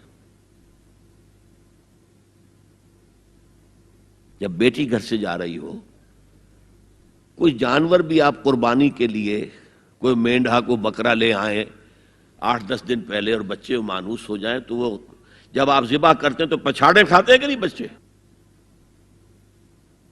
اور یہ لخت جگر ہے, نور چشم ہے, 18 20 22 برس گھر میں رہی ہے, وہ جا رہی ہے. خوشی نہیں ہے وہاں, صرف یہ ہوتا ہے اے سائی آف ریلیف کہ ایک ذمہ داری کا بوجھ تھا, اللہ نے آج پورا کرا دیا, اتروا دیا بوجھ. پھر بھی اندیشہ ہوتا ہے, پتہ نہیں مزاج ملے نہ ملے. نئے ماحول میں جا رہی ہے، وہاں جا کر ایڈجسٹ ہو یا نہ ہو، اندیشے پھر بھی ہوتے ہیں ذہن کے اندر. تو ان سے مرغ پلاؤ کھانا اور متنجن کھانا کوئی معقول بات نہیں ہے. معقول بات کیا ہے؟ لڑکا، اس کا گھر آباد ہوا ہے، وہ ولیمہ کرے، اس پر باقاعدہ حدیث اولبو ولو بشاتن، ولیمہ ضرور کرو چاہے ایک ہی بکری ہو تمہارے پاس، ذبح کرو، کاٹو، کھلاؤ گوشت اپنے دوستوں کو، احباب کو. یہاں تک کہا کہ بیسا طعام الولیمہ، برا کھانا ہے ولیمے کا کہ اس میں غریبوں کو نہیں بلایا جاتا. ظاہر بات ہے مسلی کھلانے کے لیے تو ولیمہ نہیں ہوتا، اپنے احباب کو، دوستوں کو بلایا جاتا ہے. پھر بھی میں تم سے کہتا ہوں کہ جسے ولیمے کے لیے بلایا جائے وہ اگر نہیں جائے گا تو اللہ اور اس کے رسول کے حکم کی نافرمانی کرے. تو جس رسول نے اتنی تفصیل سے حکم دیا ہو ایک دعوت کا، وہ دوسری دعوت میں بھی خیر ہوتا نہ بیان کرتا. جب نکاح مسجد میں اور کوئی دعوت طعام نہیں تو بارات کا تصور خلاص. بارات کس بلا کا نام ہے؟ قرآن میں تو کوئی ذکر ہی نہیں، عربی میں یہ لفظ ہی نہیں. اجتماعی طرفین مسجد میں ہوا، نکاح ہوا. لڑکی کو، حضرت فاطمہ کو رضی اللہ تعالی عنہا، کچھ خواتین جا کر چھوڑ آئی تھی اس حجرے میں جو ایک انصاری صحابی نے حضرت علی کو دیا تھا. ان کا تو کوئی گھر بھی نہیں تھا. کوئی حضرت علی آئے ہوں اور آ کر وداع کرا کے لے کے گئے ہوں، کچھ بھی نہیں. چوتھی چیز، جہیز کا کوئی تصور اسلام میں نہیں. خالص ہندوانہ رسم، خالص ہندوانہ رسم، خالص ہندوانہ رسم. ہندوؤں میں کیوں ہے؟ وہ اس لیے ہے، معقول بات ہے کہ لڑکی کا وراثت میں کوئی حصہ ہے ہی نہیں. وہ تو جب گھر سے نکل رہی ہے کچھ دے دلا کے رخصت کر دو، دان دہیج، یہ خیرات ہے. لڑکی کا حق کوئی نہیں ہے گھر پر. اسلام میں تو لڑکی وارث ہے. والد فوت ہوں گے، وراثت تقسیم ہوگی. والدہ فوت ہوں گی، کوئی ان کی ہے ملکیت، وہ تقسیم ہوگی. شادی کے موقع پر کوئی جہیز اسلام میں نہیں، قطعاً نہیں. غلطی سے حضرت فاطمہ کے جہیز کو جہیز کہہ دیا گیا. وہ جہیز کیا تھا؟ ایک پیسہ بھی حضور کے اپنی جیب سے نہیں تھا. اس شادی میں خاص بات کیا تھی کہ دولہا کے ولی بھی حضور ہی ہے. اور کون ہے؟ علی کا کون تھا مدینے میں؟ اور دلہن کے والد بھی حضور ہیں. اب حضور پوچھتے ہیں حضرت علی سے، تمہارے پاس مہر دینے کے لیے کچھ ہے؟ عرض کیا میرے پاس تو کچھ نہیں. وہ فقراء صحابہ میں سے تھے. فرمایا مہر تو دینا ہے. تمہارے پاس ایک زرہ ہوتی تھی؟ جی ہاں زرہ تو ہے. انہوں نے یہ سمجھا زرہ تو جہاد کے لیے ہے، کوئی وہ دولت تو نہیں ہے. فرمایا جاؤ اسے بیچو یا گروی رکھ کے قرض لے کر آؤ. وہ گئے، حضرت عثمان نے خرید لی اور کچھ دنوں کے بعد واپس کر دی ہدیتاً. یہ زرہ میں ہدیہ آپ کو کر رہا ہوں. اس وقت اگر کہتے چھوڑو علی، کہاں تو لو میں پیسے دے دیتا ہوں تمہیں، تو ان کی طبیعت پر بار ہوتا. اس پیسے سے حضور نے کچھ پیسے گھر بھیجے اندر، دلہن کو ذرا تیار کر دو. اور کچھ پیسوں سے وہ ایک گدا جس میں کھجور کی کھال بھری ہوئی تھی، اور 2 تکیے جس میں کھجور کی کھال بھری ہوئی تھی، ایک مشکیزہ، کنویں سے پانی تو لانا ہی ہے نا، ایک چکی، جو ہو یا گیہوں ہو پیسنا تو ہے نا، کوئی 1-2 برتن اور. اللہ اللہ خیر صلی اللہ. یہ تھا جسے جہیز کہتے ہیں، جس میں ایک پیسہ بھی حضور کا شامل نہیں ہے. وہ حضرت فاطمہ کا مہر تھا جسے بنایا گیا. ورنہ مدینے ہی میں دوسری آپ کی صاحبزادی کا نکاح حضرت عثمان سے بھی ہوا. کہیں ذکر ہے جہیز کا؟ حضرت عثمان کا گھر بھرا ہوا، ہر چیزیں موجود، وہاں تو پھر جہیز کا تذکرہ نہیں. بہرحال یہ شادی کو آسان کرو، زنا کو مشکل بناؤ. یہاں شادی کے لیے 9 من تیل ہوگا تو رادھا ناچے گی، ورنہ یہ کہ بڑی ہو رہی ہے، عمر ہو رہی ہے، سب کچھ ہو رہا ہے، لیکن کچھ تقاضے تو ہے نا، آخر کچھ تو کرنا ہوتا ہے نا. آخر کچھ نہ کچھ لوگوں کو تو کھانا کھلانا ہی ہوتا ہے نا، بارات تو آخر آئے گی ہی نا، کچھ نہ کچھ تو دینا ہی ہوگا، کچھ جوڑے کپڑے، کچھ یہ اسلام کا فلسفہ جو میں نے 4-5 باتیں آپ کو بتا، فلسفہ یہ ہے کہ لڑکی کے باپ پر 1 پیسے کا بوجھ نہیں، اس نے لڑکی پال پوس کے تمہارے حوالے کر دیا، اب اور کیا چاہتے ہو تم؟ سارا مرد آزماں مرد آفرین، مرد کو چیلنج دیا ہے، تم مرد ہو، مہر تم دو گے، اور سب سے بڑھ کر کیا ہو رہا ہے آج کل بھی ہوتا ہے، وہ ہمارے کچھ کام ہوتے ہیں اسلامی، وہ بھی ہے، کچھ وہی ہندوانہ پس منظر۔ نکاح کی محفل میں چھوارے کون لے کے آتا ہے جی؟ لڑکے والے، اور پلاؤ کن سے کھاتے ہیں؟ بھائی جس کو تمہیں مرغ پلاؤ کھلا رہا ہے وہ چھوارے نہیں بانٹ سکتا تھا؟ یہ ہے اسلام اور غیر اسلام کا امتزاج۔ چھوارے لڑکے والے لے کر آئیں گے اور پھر دعوت اڑائیں گے لڑکی والوں کی طرف سے۔ اب میں آ رہا ہوں تیسرے موضوع پر، اس کا تعلق بھی بنیادی طور پر خاندانی نظام کی مضبوطی کے لیے۔ خاندانی نظام مضبوط رہے گا جبکہ شوہر اور بیوی کی جتنی جنسی دلچسپی ہے وہ صرف آپس میں مرکوز ہو، شوہر کی بیوی پر، بیوی کی شوہر پر۔ ادھر ادھر نگاہیں جائیں گی، کوئی عورت دیکھی نگاہوں میں کھب گئی، وہی خواب میں آئے گی، اپنی بیوی کی طرف سے توجہ ہٹ جائے گی، اور یہ چیز وہ بانڈ آف لو جو ہے بٹوین دی اسپاؤسز اس کو کمزور کر دے گا۔ جنسی آوارگی نہ ہو، عورت کو چھپا کر رکھا جائے، وہ مستورات ہمارے ہاں کہلاتی تھی، مستورات۔ پردے کا جو احکام ہے اس جنسی بے راہ روی کو روکنے کے لیے، حسن کہتے ہیں عربی زبان میں قلعے کو، اور جو عورت ان تمام پردوں میں ہے، پردے کہہ رہا ہوں میں، ایک نہیں، اس کو محسنہ کہتے ہیں کہ وہ قلعے کے اندر ہے۔ یا تو وہ خاندان کے اندر رہ رہی ہے، بھائیوں کی اور باپ کی پشت پناہی حاصل ہے اسے، وہ اس کی عصمت و عفت کے محافظ ہیں، یا وہ شوہر کے گھر میں آ گئی ہے تو وقرن فی بیوتکن، اپنے گھروں کے اندر رہو وقار کے ساتھ، تو وہ ایک قلعے کے اندر ہے، محسنات۔ اب دیکھیے اس زمانے کی منافقت سب سے بڑی کیا ہے۔ ایک طرف نفسیات میں کہتے ہیں کہ فرائیڈ بابا آدم ہے جدید نفسیات کا، اور وہ کہتا ہے کہ انسانوں میں سب سے بڑا جذبہ، سب سے بڑا موٹیو جنسی ہے۔ اللہ نے بڑی کشش رکھی ہے، مرد میں عورت کے لیے، عورت میں مرد کے لیے، لیکن عورت پیسیو ہے مزاجن، وہ اقدام نہیں کرتی، آگے نہیں بڑھتی، مرد اقدام کرتا ہے، آگے بڑھتا ہے۔ یہ جو کشش ہے، اس کے نتیجے میں مرد اور عورت کے درمیان بے حجابی گویا کہ آگ پر تیل ڈالنا ہے، آگ بھڑکے گی۔ اسلام نے اس کو روکا ہے، پورا نظام اس کا معاشرتی، ایک بہت بڑا پردہ پورے معاشرے میں ہے، بہت بڑا پردہ، جیسے یہ چھوٹا سا پردہ آپ کو نظر آ رہا ہے نا، ادھر عورتیں ادھر مرد ہیں۔ اسلامی معاشرہ سیگریگیٹڈ ہے، مخلوط معاشرہ نہیں ہے، عورتوں کا اپنا دائرہ کار ہے، مردوں کا اپنا ہے، کما کر لانا مرد کا کام ہے، عورت کا کام نہیں ہے۔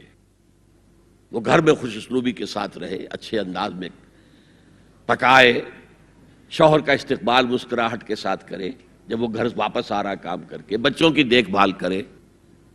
اور اس اعتبار سے میں کہا کرتا ہوں، قوم کا حال جو ہے پریزنٹ، یہ مردوں کے حوالے، اور قوم کا مستقبل عورتوں کے حوالے، مستقبل اگلی نسل، اس کی صحیح تربیت ہوگی، ماں کے دودھ کے ساتھ اس کے اندر اسلام اور ایمان کے جذبات جائیں گے۔ آج تو وہ دودھ پلانا بھی ختم ہوا، بوتل کا دودھ، ڈبے کا دودھ، جس کی وجہ سے ریسرچ یہ بتاتی ہے کہ کینسر آف بریسٹ کا سب سے بڑا سبب جو ہے دودھ نہ پلانا ہے، سب سے بڑا۔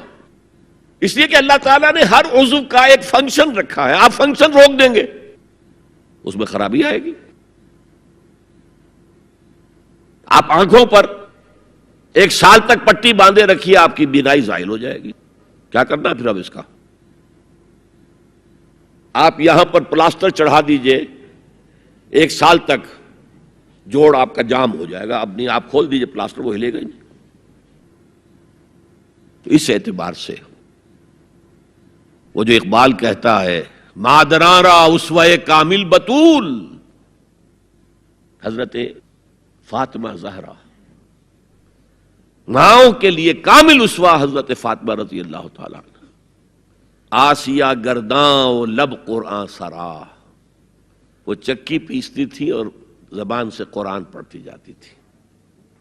اور میں نے اپنے بچپن میں ایسی خواتین کو دیکھا ہے جو چکی پیس رہی ہیں، قرآن پڑھ رہی ہیں اور چھاتی سے بچہ چمٹا ہوا دودھ پی رہا ہے۔ وہ جو دودھ اس بچے کے حلق میں جا رہا ہے، پیٹ میں جا رہا ہے، اس کی کیا تاثیر ہوگی؟ بطول باش و پنہا شو ازی عصر کہ در آغوش شبیر بگیری، اے مسلمان عورت بطول بن جا، زہرا بن جا، اور اس عصر سے پنہا ہو جا، چھپ جا، علیحدہ ہو جا، تاکہ تیرے آغوش میں حسین جیسا بچہ پیدا ہو۔ یہ پہلا ہے حجاب، سیگریگیشن آف سیکسز۔ میں نے ضیاء الحق صاحب سے کہا تھا، کیونکہ ان کی شورا میں شمولیت کی میں نے جو ہے دعوت قبول کر لی تھی، مشورہ دینا ہے۔ میں اپنے مسجد کے ممبر سے بھی مشورے بھی دیتا ہوں، تنقیدیں بھی کرتا ہوں۔ تو جیسے انگریزی کا محاورہ right from the horse's mouth, تو right into the horse's ears کچھ کہا جا سکے تو اچھی بات ہے۔ میں نے ان سے کہا آپ نے پی آئی اے کو ڈرائی کر دیا، شراب بند کر دی، اچھا کام کیا، بہت عمدہ کیا۔ دنیا تو یہی کہے گی نا کہ دقیانوسی ہیں، چلیے برداشت کریں۔ لیکن یہ ایئر ہوسٹسز جو جاتی ہیں کرو کے ساتھ اور 2 ہفتے باہر رہتی ہیں، یہ کون سے اسلام کی روح سے جائز ہے؟ عورت محرم کے بغیر حج کو نہیں جا سکتی، محرم کے بغیر عمرے کے لیے نہیں جا سکتی، اور یہ قانون تھا پاکستان میں۔ نے کہا آپ عورت کو نہیں جانے دیتے حج کے لیے، حالانکہ وہ ادھیڑ عمر کی ہوتی ہیں، عموماً بوڑھی ہوتی ہیں۔ ہمارے یہاں جوانی میں کون کرتا ہے حج؟ بہت شاذ۔ یہ تو آپ کو نظر آئے گا جاوا، سماٹرا، انڈونیشیا، ملائیشیا، وہاں سے جوان جوڑے نکاح کے بعد پہلا کام حج۔ کہ ہمارے ہاں سے تو بڈھے ٹھیرے گئے ہوئے ہوتے، اور پہلے زمانے میں تو ان کو رخصت کر دیتے تھے کہ بس رخصت ہی ہو جائیں گے، یہ اب واپس نہیں آئیں گے اب۔ تو میں نے کہا یہ کون سا اسلام ہے؟ خاموش، چپ۔ میں نے کہا یہ ناشتے کی ٹرے اور کھانے کی ٹرے مرد نہیں رکھ سکتے سامنے۔ میرے خلاف باقاعدہ خواتین نے جلوس نکالے پاکستان میں جب میں نے پردے کی بات کی۔ گورنر سندھ کی بیوی جو ہے اس نے لیڈ کیا جلوس کو، مطالبہ کیا کہ ان کی ٹیلی ویژن کے اوپر جو ہے ان کا سامنے آنا بند کیا جائے۔ میں نے کہا ٹھیک ہے۔ بدا الاسلام غریبا ویسعود کما بدا فطوبی للغرباء۔ اسلام شروع ہوا تھا تو اسی حالت میں تھا کہ کوئی اس کو جانتا پہچانتا نہیں تھا، پھر جب اسلام غالب ہو گیا تو طاقتور کے تو سبھی دوست ہیں، سبھی پہچاننے والے، لیکن ان قریب اسلام پھر غریب ہو جائے گا۔ تو جو اسلام کی غربت کے ساتھ خود غریب ہو جائیں ان کے لیے مبارکباد۔ اسلام کا دامن نہ چھوڑیں، چاہے انہیں کہا جائے کہ یہ تو بڑے ہی دقیانوسی لوگ ہیں، بڑے کٹر لوگ ہیں۔ میں نے اس زمانے میں چیلنج کیا تھا، مجھے بتاؤ کیا فرق واقع ہوتا ہے؟ آپ کہیں گے عورتوں کو اگر ہم گھر میں بٹھائیں تو ہماری اکانومی سفر کرے گی، آدھی ہماری جو ہے لیبر وہ کام نہیں کرے گی۔ میں نے کہا where there is a will there is a way. Cottage industry کا انتظام کرو، نمبر 1، گھروں میں بیٹھ کر کام کریں۔ دوسری جنگ عظیم کے دوران ایک بڑا علاقہ تھا دلی میں جس کا ہر گھر کارخانہ بنا ہوا تھا، کرخندار، یہ ایک قوم کا نام پڑ گیا، کرخندار۔ چھوٹی چھوٹی مشینیں لگی، کہیں بٹن بن رہے ہیں، کہیں بکسوئے بن رہے ہیں، کہیں نکریں سل رہی ہیں، کہیں پینٹیں سل رہی ہیں، کہیں جو ہے کرتے سل رہے ہیں، قمیضیں۔ صبح کے وقت ٹرک آیا، خام مال دے گیا، شام کو آیا، تیار مال لے گیا۔ عورت نہ گھر سے نکلی نہ باہر گئی، کچھ نہیں، اور کام کیا، کما لیا۔ کاٹیج انڈسٹری کا انتظام کرو۔ اسی طریقے سے ایسے یونٹ بناؤ انڈسٹریل جس میں عورتیں کام کریں، عورتیں سپروائز کریں، ورکنگ آورز کم رکھو تاکہ وہ اپنے گھر کا کام بھی کر سکیں۔ کرو۔ عورتوں کے ہسپتال میں عورتیں مرد، عورتیں مریض، عورتیں ڈاکٹر، عورتیں مریض، عورتیں نرسز۔ مردوں کے ہسپتال میں فیمیل نرسز کا کیا کام ہے؟ کیا میل نرسز نہیں ہوتے؟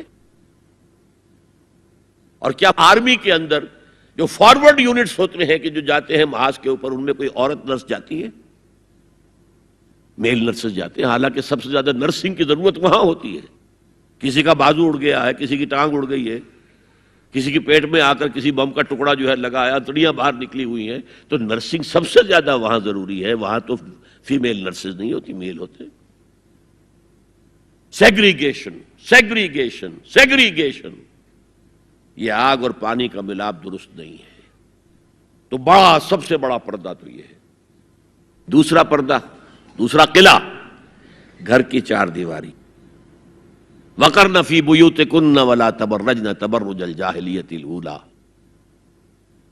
قرار پکڑو اپنے گھروں میں، وقار کے ساتھ رہو، ٹھہری رہو اپنے گھروں میں، اور بند سمر کر باہر نہ نکلو جیسے کہ تم جاہلیت کے دور میں نکلتی تھی۔ اس کو ہمارے ماڈرن لوگ کہہ دیتے ہیں یہ تو صرف ازواج مطہرات کے لیے تھا، اس سے بڑی جہالت کوئی نہیں ہو سکتی۔ دیکھیے ایک نکتہ، یہ شاید پہلے کبھی آپ کے ذہن میں نہ آیا ہو، ازواج مطہرات سے خاص کیوں خطاب کیا گیا؟ اس کی وجہ ہے اسی سورہ احزاب میں جس میں یہ مضمون آیا ہے وَقَرْنَ فِي بُيُوتِكُنَّ وَلَا تَبَرَّجْنَ تَبَرُّجَ الْجَاهِلِيَّةِ الْأُولَىٰ، اسی میں آیت آئی ہے لَقَدْ كَانَ لَكُمْ فِي رَسُولِ اللَّهِ أُسْوَةٌ حَسَنَةٌ۔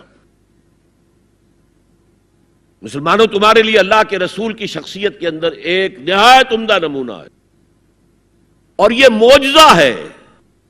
مردوں کی ہر حیثیت کے لیے اسوہ ہے محمد صلی اللہ علیہ وسلم۔ امام کے لیے آپ کا اسوہ ہے کہ نہیں؟ مسجد نبوی کے امام تھے کہ نہیں؟ مبلغ کے لیے ہے کہ نہیں؟ سب سے بڑا کام تو آپ کا تبلیغی تھا۔ مزکی اور مربی کے لیے ہے کہ نہیں؟ باپ کے لیے ہے یا نہیں؟ شوہر کے لیے ہے یا نہیں؟ سپہ سالار کے لیے ہے یا نہیں؟ قاضی القضات کے لیے ہے یا نہیں؟ مرد کی ہر حیثیت کے لیے اسوہ ہے۔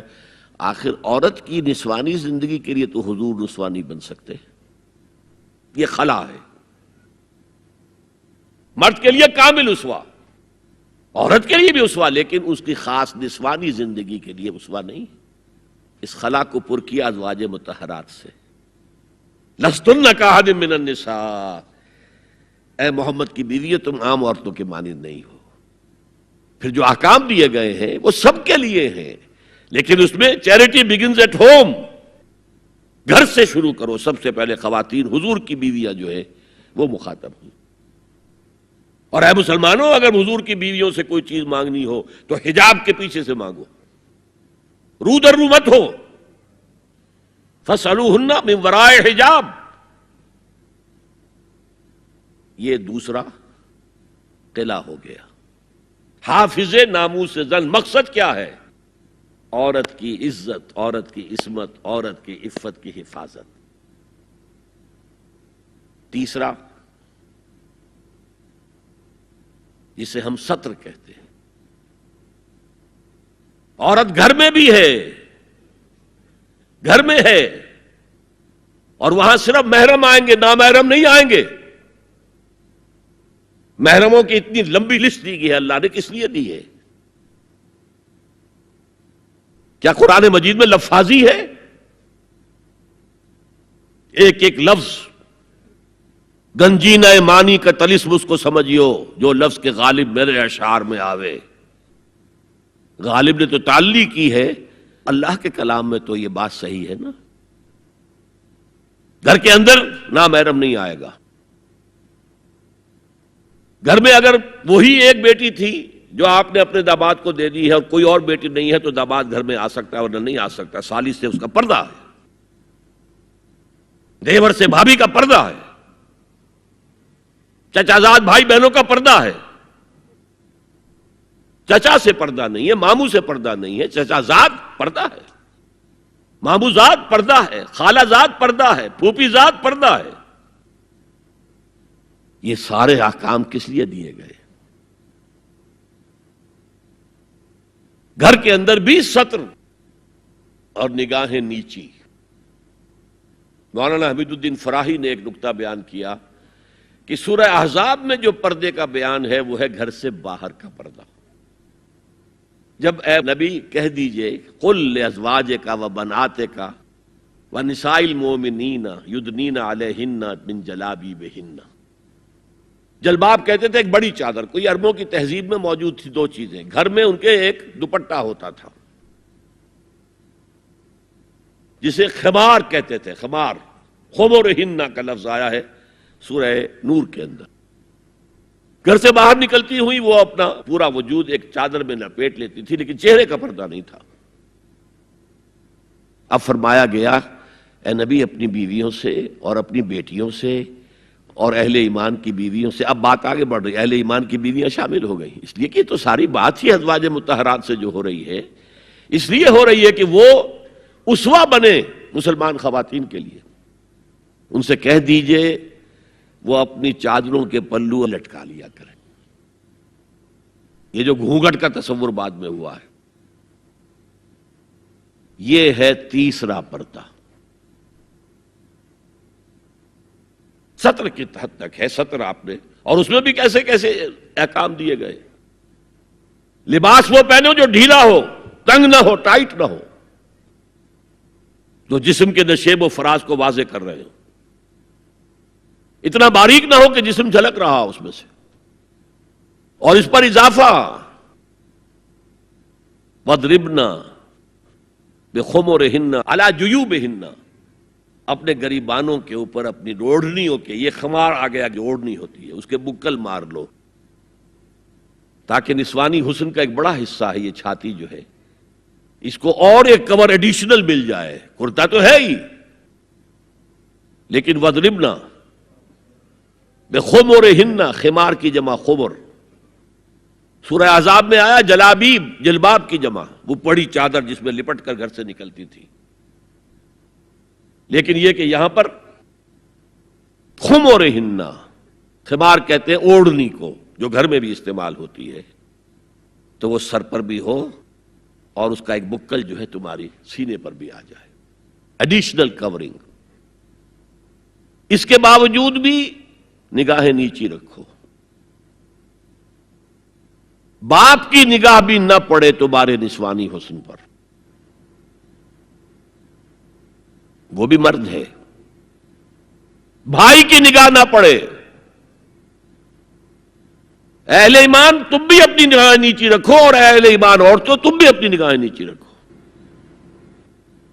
اور آج انسسٹ جو ہے، باپ کا بیٹی سے ملوث ہو جانا اور بیٹے سے ماں کا ملوث ہو جانا اور بہنوں اور بھائیوں کے درمیان، یہ اس قدر پھیل چکا ہے. امریکہ کے اندر وہاں سب سے مہنگے ڈاکٹر جو ہے وہ سائیکیٹرسٹ ہیں، سب سے مہنگی دوائیاں جو ہیں وہ دماغ امراضی کی ہیں. اور وہ سائیکیٹرسٹ کہتے ہیں کہ انسسٹ جو ہے، حرام رشتوں کے اندر جو ہے اگر زنا کا معاملہ ہو رہا ہو تو یہ سب سے بڑا سبب ہے دماغی امراض کا اس معاشرے کے اندر.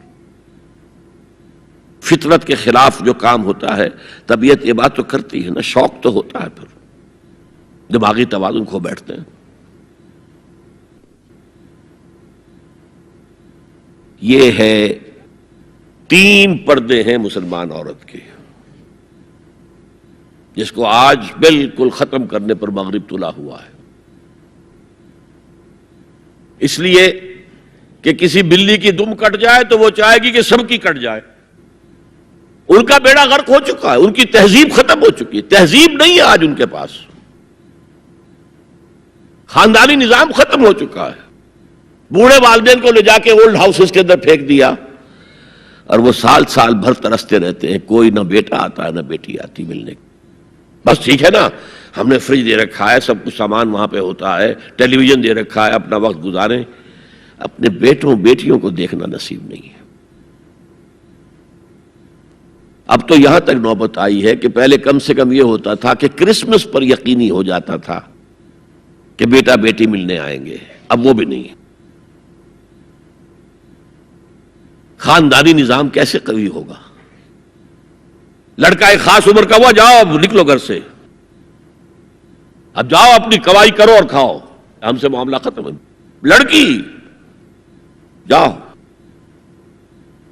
تو ظاہر بات ہے کہ لڑکا لڑکی بھی پھر وہی کریں گے، بعد میں اٹھا کر پھینکیں گے آپ کو، گھر میں نہیں رکھ سکتے، ہماری آزادی میں مخل ہوتے ہیں۔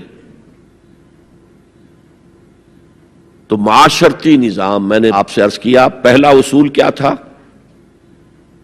تمام انسان مساوی، اور اس پر گواہی میں نے کس کی دی؟ شاتم رسول ایچ جی ویلز کی۔ اس میں ایک وضاحت رہ گئی تھی، جو تازہ ایڈیشن اب مارکیٹ میں ہے اس میں سے یہ پیسج نکال دیا گیا ہے جو میں نے آپ کو سنایا۔ جو نئے ایڈیٹرز ہیں ان کے حلق سے یہ کڑوی گولی نہیں اتری کہ ایچ جی ویلز کا یہ جملہ بھی شامل رہنے دیا جائے، نکال دیا گیا۔ تو ایسا نہ ہو کہیں آپ جدید کوئی ایڈیشن دیکھیں اور اس میں تلاش کریں، نہ ملے تو آپ سمجھے کہ میں نے کوئی غلط بات آپ سے کہی ہے۔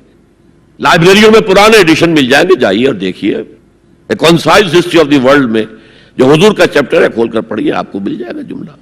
Although the sermons of human equality, fraternity and freedom were said before also, and we find a lot of such sermons in Jesus of Nazareth, but it must be accepted that it was Muhammad sallallahu alaihi wasallam who for the first time in human history established a society based on these principles.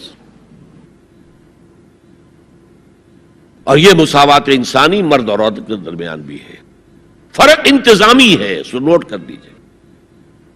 ایک دفتر میں ایک افسر ہے، ایک clerk ہے، ایک چپراسی ہے، بحیثیت انسان برابر ہے۔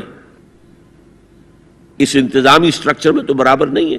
آفیسرز کے اختیارات کیا ہیں، چپراسی کے کیا ہیں، کلرک کے کیا ہیں، حالانکہ ایز سٹیزنز آف اسٹیٹ برابر ہے، ایک ووٹ اس کا ایک ووٹ اس کا ہے۔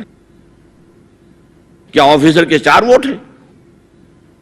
چپراسی کا 1 ہے؟ نہیں، 1 ووٹ برابر ہے۔ As citizens of the state they are equal, لیکن جہاں کام کر رہے ہیں وہاں تو ایکول نہیں ہے۔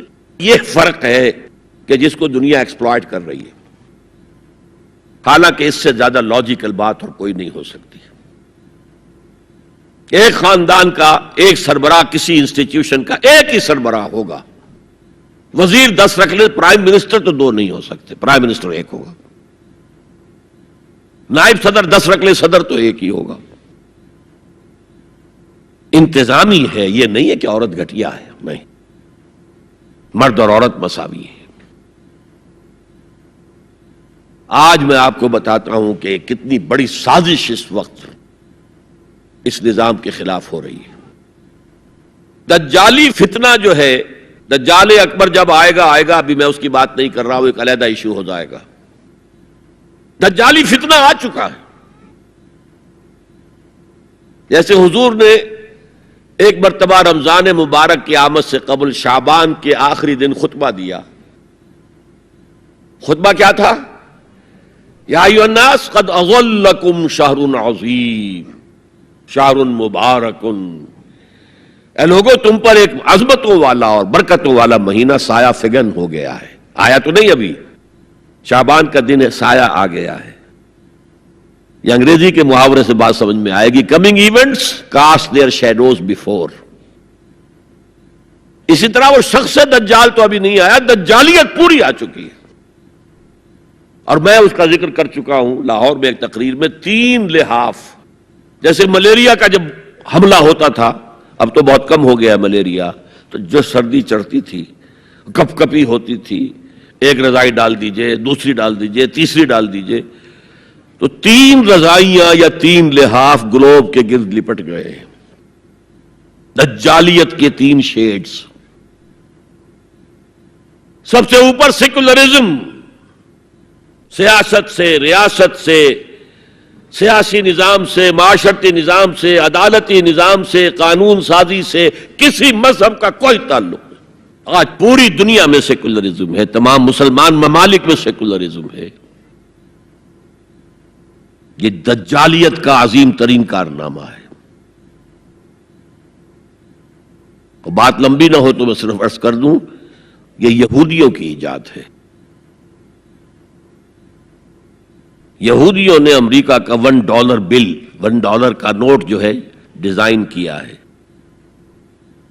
بینکرز تو وہی تھے نا، اور آج بھی اصل طاقت بینکرز کے پاس ہے. امریکی حکومت $1 کی جو ہے ٹریلینز آف ڈالرز کی مقروض ہے بینکوں کی، اور بینک یہودیوں کے. اس آپ نے کبھی دیکھا ہو $1 بل، احرام مصر کی تصویر بنی ہوئی؟ کیا تعلق ہے امریکہ کا احرام مصر سے؟ اوپر ایک آنکھ بنی ہوئی ہے، دجال کی وہ ایک آنکھ کانی. نیچے کیا لکھا ہے؟ آرڈس نووس سیکولورم، نیو سیکولر آرڈر ہم نے قائم کرنا ہے دنیا میں. یہ 1776 کی بات ہے، اور 1991 میں پہلی مرتبہ صدر بش کی زبان سے الفاظ نکلے تھے، اس کے باپ کی زبان سے، جو موجودہ بش ہے، بش سینئر نے. اب دنیا میں نیو ورلڈ آرڈر قائم ہوگا. اصل میں وہ کس کا خیال ہے؟ یہود کا ہے. This new world order is going to be Jew world order. اور جو ہے بالکل ایک مائنورٹی، مائنیوٹ مائنورٹی. کل دنیا میں 1 کروڑ یا 1.25 کروڑ یا 1 کروڑ 30 لاکھ 13 ملین بس. تو اگر مذہب اور ریاست کا کوئی تعلق ہو تو ان کی کیا حیثیت ہے؟ اور جب مذہب ایک طرف رکھ دیا گیا تو برابر کے شہری ہے. یہ سیکولرزم اس لیے یہودیوں کی ایجاد ہے. پوپ کے خلاف بغاوت کروانے والے یہودی ہیں، پروٹیسٹنٹ مذہب پیدا کرنے والے یہودی ہیں، سود کی اجازت لینے والے یہودی ہیں. ورنہ جب تک پوپ کا اقتدار تھا یورپ میں، ہر طرح کا سود حرام تھا، یوزری بھی اور کمرشل انٹرسٹ بھی، دونوں حرام تھے. یہ لیا گیا ہے اجازت کیلوین کے ذریعے سے کتاب لکھوا کر. اور انگلستان نے پہلا ملک جو ہے جس نے بغاوت کی پوپ کے خلاف، وہ انگلستان تھا. چرچ آف انگلینڈ علیحدہ ہو گیا، پوپ سے اس کا کوئی تعلق نہیں، پروٹیسٹنٹ ملک بن گیا. پہلا بینک آف انگلینڈ پہلا ہے جو قائم ہوا ہے. اور شاید میں نے آپ کو بتایا تھا کہ علامہ اقبال 1905 سے 1908 3 برس صرف رہے ہیں انگلستان میں اور جرمنی میں، اور اپنی ڈاکٹریٹ بھی کر رہے تھے اور بیرسٹریٹ اطلاع بھی ہو رہا تھا. لیکن ساتھ ہی ان کا مشاہدہ اتنا گہرا تھا کہ انہوں نے دیکھ لیا تھا کہ فرنگ کی رگے جاں پنجے یہود میں ہے. اور اس وقت فرنگ کا امام کون تھا؟ برطانیہ. اب فرنگ کا امام کون ہے؟ امریکہ. اور اس کی رگے جاں پنجے یہود میں ہے. امریکہ کا کوئی صدر ہل نہیں سکتا. تو نمبر 1 تو سیکولرزم ایک لحاف ہے. نمبر 2 سود، جوا، منشیات کی ٹریڈ اور سیکس کو ایکسپلائٹ. ہر اشتہار میں عورت ہے. اللہ کے بندو سوچو یہ کیا ہو رہا ہے. عورت کی فوٹو کے بغیر موٹر سائیکل نہیں ہوگی، وہ بھی بیٹھی نظر آئے گی عورت. کوئی شے کسی شے کا اشتہار عورت ہوگی. عورت بک رہی ہے، بکری کا ذریعہ بن رہی ہے. وہ انٹرسٹ، جوا، فحاشی اور اس کی بنا پر آمدنی، اس سب کا لحاف ہے جو پوری دنیا کو اپنے لپیٹ میں لے چکا ہے. کوئی مسلمان ملک اس سے آزاد نہیں. دجالیت کے 2 لحاف. ہاں ابھی تیسرے نظام پر جو میں نے کہا تھا سب سے نیچے خاندانی نظام ہے، آئلی قوانین ہے، معاشرتی نظام ہے، سیگریگیشن آف سیکسز ہے، سطر کے احکام ہیں، حجاب کے احکام، یہ سب سے نیچے. ابھی اس سطح پر مغرب میں تو بربادی آ چکی، لیکن ابھی مشرق میں یہ خاندانی نظام کچھ باقی ہے. کچھ شرم و حیا کی بھی کوئی نہ کوئی قدر ہے، کوئی عصمت و عفت کا بھی کوئی معاملہ ہے. عصمت فروشی کو بھی برا کام سمجھا جاتا ہے، والدین کی خدمت کرنے کو بھی اچھا سمجھا جاتا ہے. یہ ویلیوز ابھی ہیں، ویسے تو پورے ایشیا میں ہیں لیکن زیادہ مسلمانوں میں. قرآن مجید میں 5 جگہ اللہ کے حق کے بعد فوراً والدین کا حق ہے. وَقَضَىٰ رَبُّكَ أَلَّا تَعْبُدُوا إِلَّا إِيَّاهُ وَبِالْوَالِدَيْنِ إِحْسَانًا. تیرے رب نے فیصلہ کر دیا ہے کہ اس کے سوا کسی کی بندگی نہیں کرو گے اور والدین کے ساتھ نیک سلوک کرو گے. اللہ کے حکم کے بعد، اللہ کے حق کے بعد والدین کا حق ہے. سورہ لقمان میں انشکر لی ولوالدیک، شکر ادا کرو میرا بھی اور اپنے والدین کا بھی. اور سورہ بنی اسرائیل میں تو کیا تفصیل آئی ہے. اما یبلغن عندک الکبر احدہما او کلاہما فلا تقل لهما اف ولا تنہرہما وقل لهما قولا کریما واخفض لهما جناح الذل من الرحمۃ وقل رب ارحمہما کما ربیانی صغیرا. اگر تمہارے والدین میں سے ایک یا دونوں تمہارے پاس بڑھاپے کی عمر کو پہنچ ہی جائیں، انہیں کبھی اف تک نہ کہنا، دل نہ توڑنا ان کا، چھاتی چوڑی کر کے بات نہ کرنا، ان سے کندھے جھکا کر بات کرنا، ادب سے گفتگو کرنا. قل لہما قولا کریما واخفض لہما جناح الذل من الرحمہ، اپنے کندھوں کو جھکا کر رکھنا. اور پھر کہنا، اللہ سے دعا کرنا، رب ارحمہما کما ربیانی صغیرا، پروردگار میرے ان والدین پر رحم فرمائیو جیسے کہ انہوں نے مجھے پالا تھا جبکہ میں چھوٹا سا تھا. تو خاندان کے نظام کو مستحکم کرنے کے لیے 3 ڈائمنشنز ہیں. جیسے ایک کمرہ ہے، چوڑائی ہے، لمبائی ہے، اونچائی ہے. پہلے تو شوہر اور بیوی کے درمیان بانڈ آف لو. اب یہ شوہر اور بیوی پیرنٹس بن گئے ہیں، والدین بن گئے، اولاد آ گئی. سیکنڈ ڈائمنشن ایڈ ہو گئی، ادب، عزت. اور بہن بھائی ہے، اخوت، جس کو کہ وہ کہہ رہا ہے جی ویلز بھی فریٹرنٹی. خاندان کا ادارہ مستحکم. یہاں ایک نقطہ اور بیان کر دوں. لیگل لیول پر بیوی کے حقوق کم ہیں، شوہر کے زیادہ ہیں. الرجال قوامون علی النساء، سیدھی سیدھی بات ہے اور ہمیں ڈٹ کر کہنا چاہیے. یہ اس سے زیادہ معقول بات کوئی نہیں. کسی ادارے کے 2 سربراہ برابر کے اختیارات والے نہیں ہو سکتے. لیکن اخلاقی طور پر جو ماں کا حصہ ہے، باپ کا حصہ اس سے 1/3 ہے. قرآن مجید میں آیا ہے نا، حملتہ امہ وہنا علی وہن وفصالہ فی عامین ان اشکر لی ولوالدیک. اسے اٹھائے رکھا اس کی ماں نے اپنے پیٹ میں، کمزوری پر کمزوری جھیل. کمزوری تو ہو رہی ہے، اس کا خون چوس رہا ہے اندر، جھونک جو ہے وہ چوس رہی ہے خون اس کا. اور سب ماؤں کو تو اتنی نرشمنٹ موجود نہیں ہوتی کہ آپ پریگننسی میں اس کے لیے ضروری نرشمنٹ فراہم کر دیں. وہنن علی وہن، کمزوری پر کمزوری جھیل کر بھی اپنے پیٹ میں اٹھائے رکھا. وفصالہ فی عامین، اور پھر دودھ چھڑانا ہوا 2 سالوں میں. وہ جھونک جو ہے وہ پھر اس کی چھاتیوں سے چمٹ گئی. لہذا اس کا حق 3 گنا زیادہ ہے باپ سے. ایک صحابی حضور سے پوچھتے ہیں، حضور میرے حسن سلوک کا اولین مستحق کون ہے؟ فرمایا تمہاری والدہ. پھر پوچھا ان کے بعد کون؟ پھر کہا تمہاری والدہ. پھر پوچھا ان کے بعد کون؟ پھر کہا تمہاری والدہ. پھر پوچھا ان کے بعد کون؟ تو کہا تمہارے والد. 3 درجے. اور یہ جو فرمایا الجنت تحت اقدام الامہات، جنت تو ماؤں کے قدموں تلے ہے، یہ باپ کے بارے میں تو نہیں فرمایا. یہ ہے ایکویشن، بیلنس. اسلام قسط کی بات کرتا ہے، انصاف کی بات نہیں کرتا. انصاف تو یہ کہ آدھی روٹی ادھر دے دو آدھی ادھر دے دو، انصاف ہے، یہ اچھی چیز ہے. یہ قسط یہ ہے کہ بوجھ اٹھانا ہے تو جو زیادہ قوی ہے اس کو زیادہ بوجھ دو اٹھائے، اور جو کمزور ہے اسے کم بوجھ دو. یہ قسط ہے.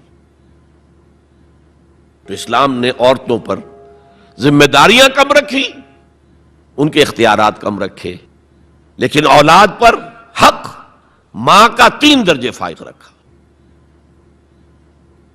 اور اس سے وہ خاندان کا ادارہ جو ہے مستحکم ہوتا ہے. تو آج کیا سازش چل رہی ہے؟ ویسٹ تلا ہوا ہے ایسٹ کے اندر بھی خاندانی نظام کو ختم کرنے پر. پہلے ایک کانفرنس ہوئی تھی، عالمی کانفرنس، ویمن فریڈم کی کانفرنس قاہرہ میں، پھر ہوئی بیجنگ کائرو، اور پھر بیجنگ +5 کانفرنس. بیجنگ کانفرنس کے 5 سال بعد یونائٹڈ نیشنز جنرل اسمبلی کے تحت ہوئی. اور ان سب کا مقصد کیا ہے؟ پروسٹیٹیوشن کو ایک باعزت پیشہ سمجھا جائے. یہ بھی محنت ہے نا. ایک مزدور اپنی جسمانی مسکولر طاقت استعمال کر رہا ہے، ویج لے رہا ہے. ایک عورت اپنے جنس سے اس کو استعمال کر رہی ہے، لے رہی ہے. اب اس کا نام پتہ کیا رکھا گیا؟ Sex worker. سیکس ورکرز بالکل برابر ہوں گے، باعزت ہوں گے، ان کے کوئی آپ یہ نہیں کہہ سکتے کہ غلط کام کر رہے. ہومو سیکسولیٹی کو بھی ایک نارمل ایٹیٹیوڈ قرار دیا جائے، یہ اب نارمل نہیں ہے. آپ کو معلوم ہے امریکہ میں، سویڈن میں تو بہت پہلے سے تھا، برطانیہ میں تھا، ہومو سیکسول میرجز. 2 مردوں کی شادیاں ہو رہی ہیں، ان میں سے ایک شوہر ہے اور ایک بیوی ہے، اور رجسٹر ہو رہی ہے شادی، رجسٹر. اب امریکہ میں بھی شروع ہو چکی ہے، کئی اسٹیٹس میں. کیلیفورنیا سے شروع ہوئی ہے، جو ہالی ووڈ اس کا گھر ہے. نمبر 3، طلاق اور وراثت میں مرد اور عورت برابر ہونے چاہیے. جب عورت چاہے طلاق دے دے. یہ نقشہ ہے جس کا نام پتہ کیا رکھا ہے؟ Social engineering programme of the United Nations organization. یہ نیو انجینئرنگ ہے معاشرے کو. جیسے کہ کہا رومی نے، گفت رومی ہر بنائے کوہنا کا باداں کنند، تو نہ دانی اولا تعمیر را ویراں کنند. رومی نے کہا کہ جب بھی کبھی کوئی نئی تعمیر کرنی ہو تو پچھلی تعمیر کو گرانا پڑتا ہے. یہ نئی سوسائٹی کی انجینئرنگ کیسے ہوگی جب تک کہ پرانی سوسائٹی ختم نہ ہو؟ عظیم فتنہ ہے یہ social engineering programme of the United Nations organizations general assembly. یہ دجالی فتنے کی وہ سب سے نچلی سطح ہے جو ابھی عالم اسلام کے اوپر پوری طرح نہیں آئی. اگرچہ عالم اسلام کی ایلیٹ اکثر و بیشتر اس رنگ پہ جا چکی ہے، مغربی ویلیوز اور مغربی تہذیب کے اثرات آ چکے ہیں، لیکن ابھی نچلی سطحوں پر درمیانی طبقوں میں کچھ نہ کچھ مشرقی اقدار ہیں، کچھ شرم و حیا کی قدر و قیمت ہے، عصمت و عفت کی کوئی قدر و قیمت ہے. اور اصل میں یہ یہودی پروگرام ہے، تمام انسانوں کو حیوان بنا دو، اور حیوانوں کو ایکسپلائٹ کرنا ہمارا حق ہے. انہوں نے جو نام دے رکھا ہے پوری دنیا کو، گوئمز اینڈ جینٹائلز. یہ جو ان کی کتاب تالمود ہے، یہ تورات کی باتیں نہیں جو میں بتا رہا ہوں، ان کی تالمود جو کہ فقہ کی کتاب سمجھ لیجئے، اس میں لکھا ہے کہ جب سوائے ہمارے فل ہیومن بینگ صرف ہم ہیں، باقی سب یہ حیوان ہیں انسانی شکل میں. اور حیوان کو استعمال کرنا انسان کا حق ہے. گھوڑے کو ٹانگے میں جوتیں گے بگی میں، ہمارا حق ہے. بیل کو آپ جوت دیں گے ہل میں، حق ہے. اسی طرح انسانوں کو ایکسپلائٹ کرنا ہمارا حق ہے. البتہ جیسے گھوڑے کو بھی کچھ دانہ ڈالیں گے شام کو تو اگلے روز استعمال کریں گے نا اسے، تو کچھ نہ کچھ انہیں بھی دینا چاہیے. تمام دنیا مزدور بن جائے، انسانی اخلاقیات ختم ہو جائیں اور یہ حیوانوں کی طرح کام کریں. البتہ اس میں سے ہم کچھ ان کو بھی دیں گے، باقی ملائی ہم کھسیٹ لیں گے اپنے بینکنگ کے نظام کے تحت. وہ حکومت اپنی پوری دنیا پر نہیں چاہتے. اصل میں یہ بات آئی گئی ہے تو عرض کر دوں، وہ کولونیلزم ختم ہو چکا ہے کہ انگریز یہاں آیا تھا اور ڈچ کہیں پہنچ گئے تھے، انڈونیشیا، سماٹرا، جاوا، اور کہیں فرانسیسی آ گئے تھے، شام پر اس کا اور الجزائر پر اس کا قبضہ تھا. یہ تھا ڈائریکٹ کولونیلزم. اب اس میں ہوتا کیا تھا؟ وقتاً فوقتاً بغاوتیں اٹھتی تھیں، لوگ مارتے تھے ان کو، یہ ان کو مارتے تھے. انہوں نے کہا یہ بستر تو لپیٹ دو، ایک نیا کولونیلزم شروع کر دو. ورلڈ بینک 1950 میں قائم ہو گئے. ہمیں آم کھانے ہیں، پیڑ گرنے سے کیا فائدہ؟ براہ راست حکومت کریں گے تو ریزنٹمنٹ ہوگی، وہ ہمیں ماریں گے، ہمیں بہت خرچ کرنا پڑے گا انہیں دبانے کے اوپر. کیا ضرورت ہے؟ پوری دنیا کو ایک گلوبل اکانومی کے شکنجے میں لے آؤ. World Bank and IMF، International Monetary Fund, ان کے شکنجے میں کس لو. بس سب کام کریں اور وہ بھی کھائیں، کچھ کھائیں تبھی تو اگلے روز کام کر سکیں گے. لیکن یہ کہ ہم کھینچ لیں گے. وہ جو سونے کی چڑیا تھی، اگر ہم ایسے ہی سونا کھینچ لیں اپنے گھروں میں بیٹھے ہوئے تو ہمیں کیا ضرورت ہے وہاں جائیں اور ان کو ماریں اور وہ ہمیں ماریں. یہ ہے یہود کا سوچ. ہاں، گریٹر اسرائیل وہ بنانا چاہتے ہیں، اور ایک ہی سبب ہے عراق پر حملے کا، ایک ہی سبب ہے. It's the beginning of coming into existence of greater Israel. Sharon نے کہہ دیا تھا، یاد ہوگا شاید، ان قریب عراق پر ہمارا قبضہ ہوگا. گریٹر اسرائیل میں عراق شامل ہے. پہلے کہتے تھے دریائے فرات تک، اب کہتے نہیں، دریائے دجلہ تک، ٹائگرس تک، یوفریٹ سے آگے بڑھ کر تاکہ سارا جو بھی زرخیز دو آبا ہے وہ بھی ہمارے قبضے میں آ جائے. تو یہ تیسرے لیول کے اوپر جب انسان حیوان بن جائے، جب اس کو کوئی فرق کرنے کی ضرورت نہ ہو کہ یہ بیٹی ہے اور یہ بیوی ہے، کیا ضرورت ہے؟ حیوان کوئی فرق کرتے؟ جب ہم بھی حیوان ہی ہیں. ڈارون کے نظریے نے حیوان بنا دیا تو حیوان کوئی فرق کرتا ہے ماں بیٹی اور بیوی میں؟ ہم نے خامخواہ اپنے اوپر قدغنیں لگا رکھی ہیں. گو ہیڈ، جس طرح بھی چاہو اپنی سیکشول ارتھ کو پورا کرو. زنا تو ان کے ہاں پہلے بھی جرم نہیں تھا، زنا بالجبر جرم تھا. اور اب تاریخ نے عجیب کرشمہ دیکھا ہے. مسلمان ملک ترکی ہاتھ جوڑ رہا ہے کتنے سالوں سے کہ ہمیں بھی یورپین یونین میں شامل کر لو. وہ بار بار ٹھوکریں مارتے، دفع ہو جاؤ.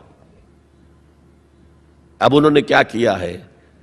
یورپین یونین نے کہا تمہارے قوانین میں سے یہ قوانین جو ہیں ہمارے تصور کے خلاف ہیں. 181 قوانین میں انہوں نے ترمیم کر دی. Let it become compatible with the European Union's laws. آپ کو معلوم ہے محاورہ ہے، round peg in square hole fit نہیں ہوگا، یا square peg in round hole fit نہیں ہوگا. اس کے چاروں کونے تراش دو تاکہ جا سکے. اور سب سے بڑا جو مجھے صدمہ ہوا، اتا ترک کے اس ترکی میں زنا کوئی قابل سزا جرم نہیں تھا. اب یہ جو پارٹی آئی تھی، یہ کچھ کہا گیا تھا کچھ اسلامی ذہن کے لوگ ہیں، یہ ہیں وہ ہیں، انہوں نے ایک بل جو ہے اپنی اسمبلی میں پیش کرنے کے لیے تیار کر لیا کہ زنا کو بھی قابل تعزیر جرم قرار دیا جانا چاہیے. یورپین یونین والوں نے شور مچا دیا، ایک طرف ہمارے ساتھ آنا چاہتے ہیں، دوسری طرف یہ کام کرنا چاہتے ہو، انہوں نے فوراً اپنا وہ بل واپس لے لیا۔ یہ حال ہے آج ہمارا، میرا یہ حال بوٹ کی ٹو چاٹتا ہوں میں، اور ان کا یہ حکم دیکھ میرے فرش پر نہ رینگ، کیا کر رہا ہے؟ وہ بوٹ کی ٹو چاٹنے کے لیے فرش پر تو پڑنا ہی ہوگا نا، لیکن یہ کہ میرے فرش پر نہ رینگ، میرے قالین کو خراب نہ کر۔ اس تیسرا معاشرتی اور سماجی نظام کا معاملہ ہے کہ جو اس وقت ان کا ٹارگٹ ہے۔ اسی لیے میں نے اسے اپنی آج کی پوری گفتگو کا عنوان بنایا، سمجھیں کیا خطرات آ رہے ہیں، اپنی قدروں کی طرف پلٹے۔ اس دور میں سب مٹ جائیں گے، ہاں باقی وہ رہ جائے گا جو قائم اپنی راہ پہ ہے اور پکا اپنی ہٹ کا ہے۔ ہمارے لیے اسوہ ازواج مطہرات ہیں، ہماری خواتین کے لیے، ان کا اختیار کیا جائے، ان کا نقش قدم پہ چلا جائے، اور پورے سماجی نظام کو، پورے معاشرتی نظام کو ان اقدار پر اٹھایا جائے کہ جو قرآن مجید نے ہمیں دی ہیں۔ یہی ہمارے لیے نجات کی راہ ہے۔ اقول قولی ھذا واستغفر اللہ لی ولکم ولسائر المسلمین والمسلمات۔ فرش التراب يضم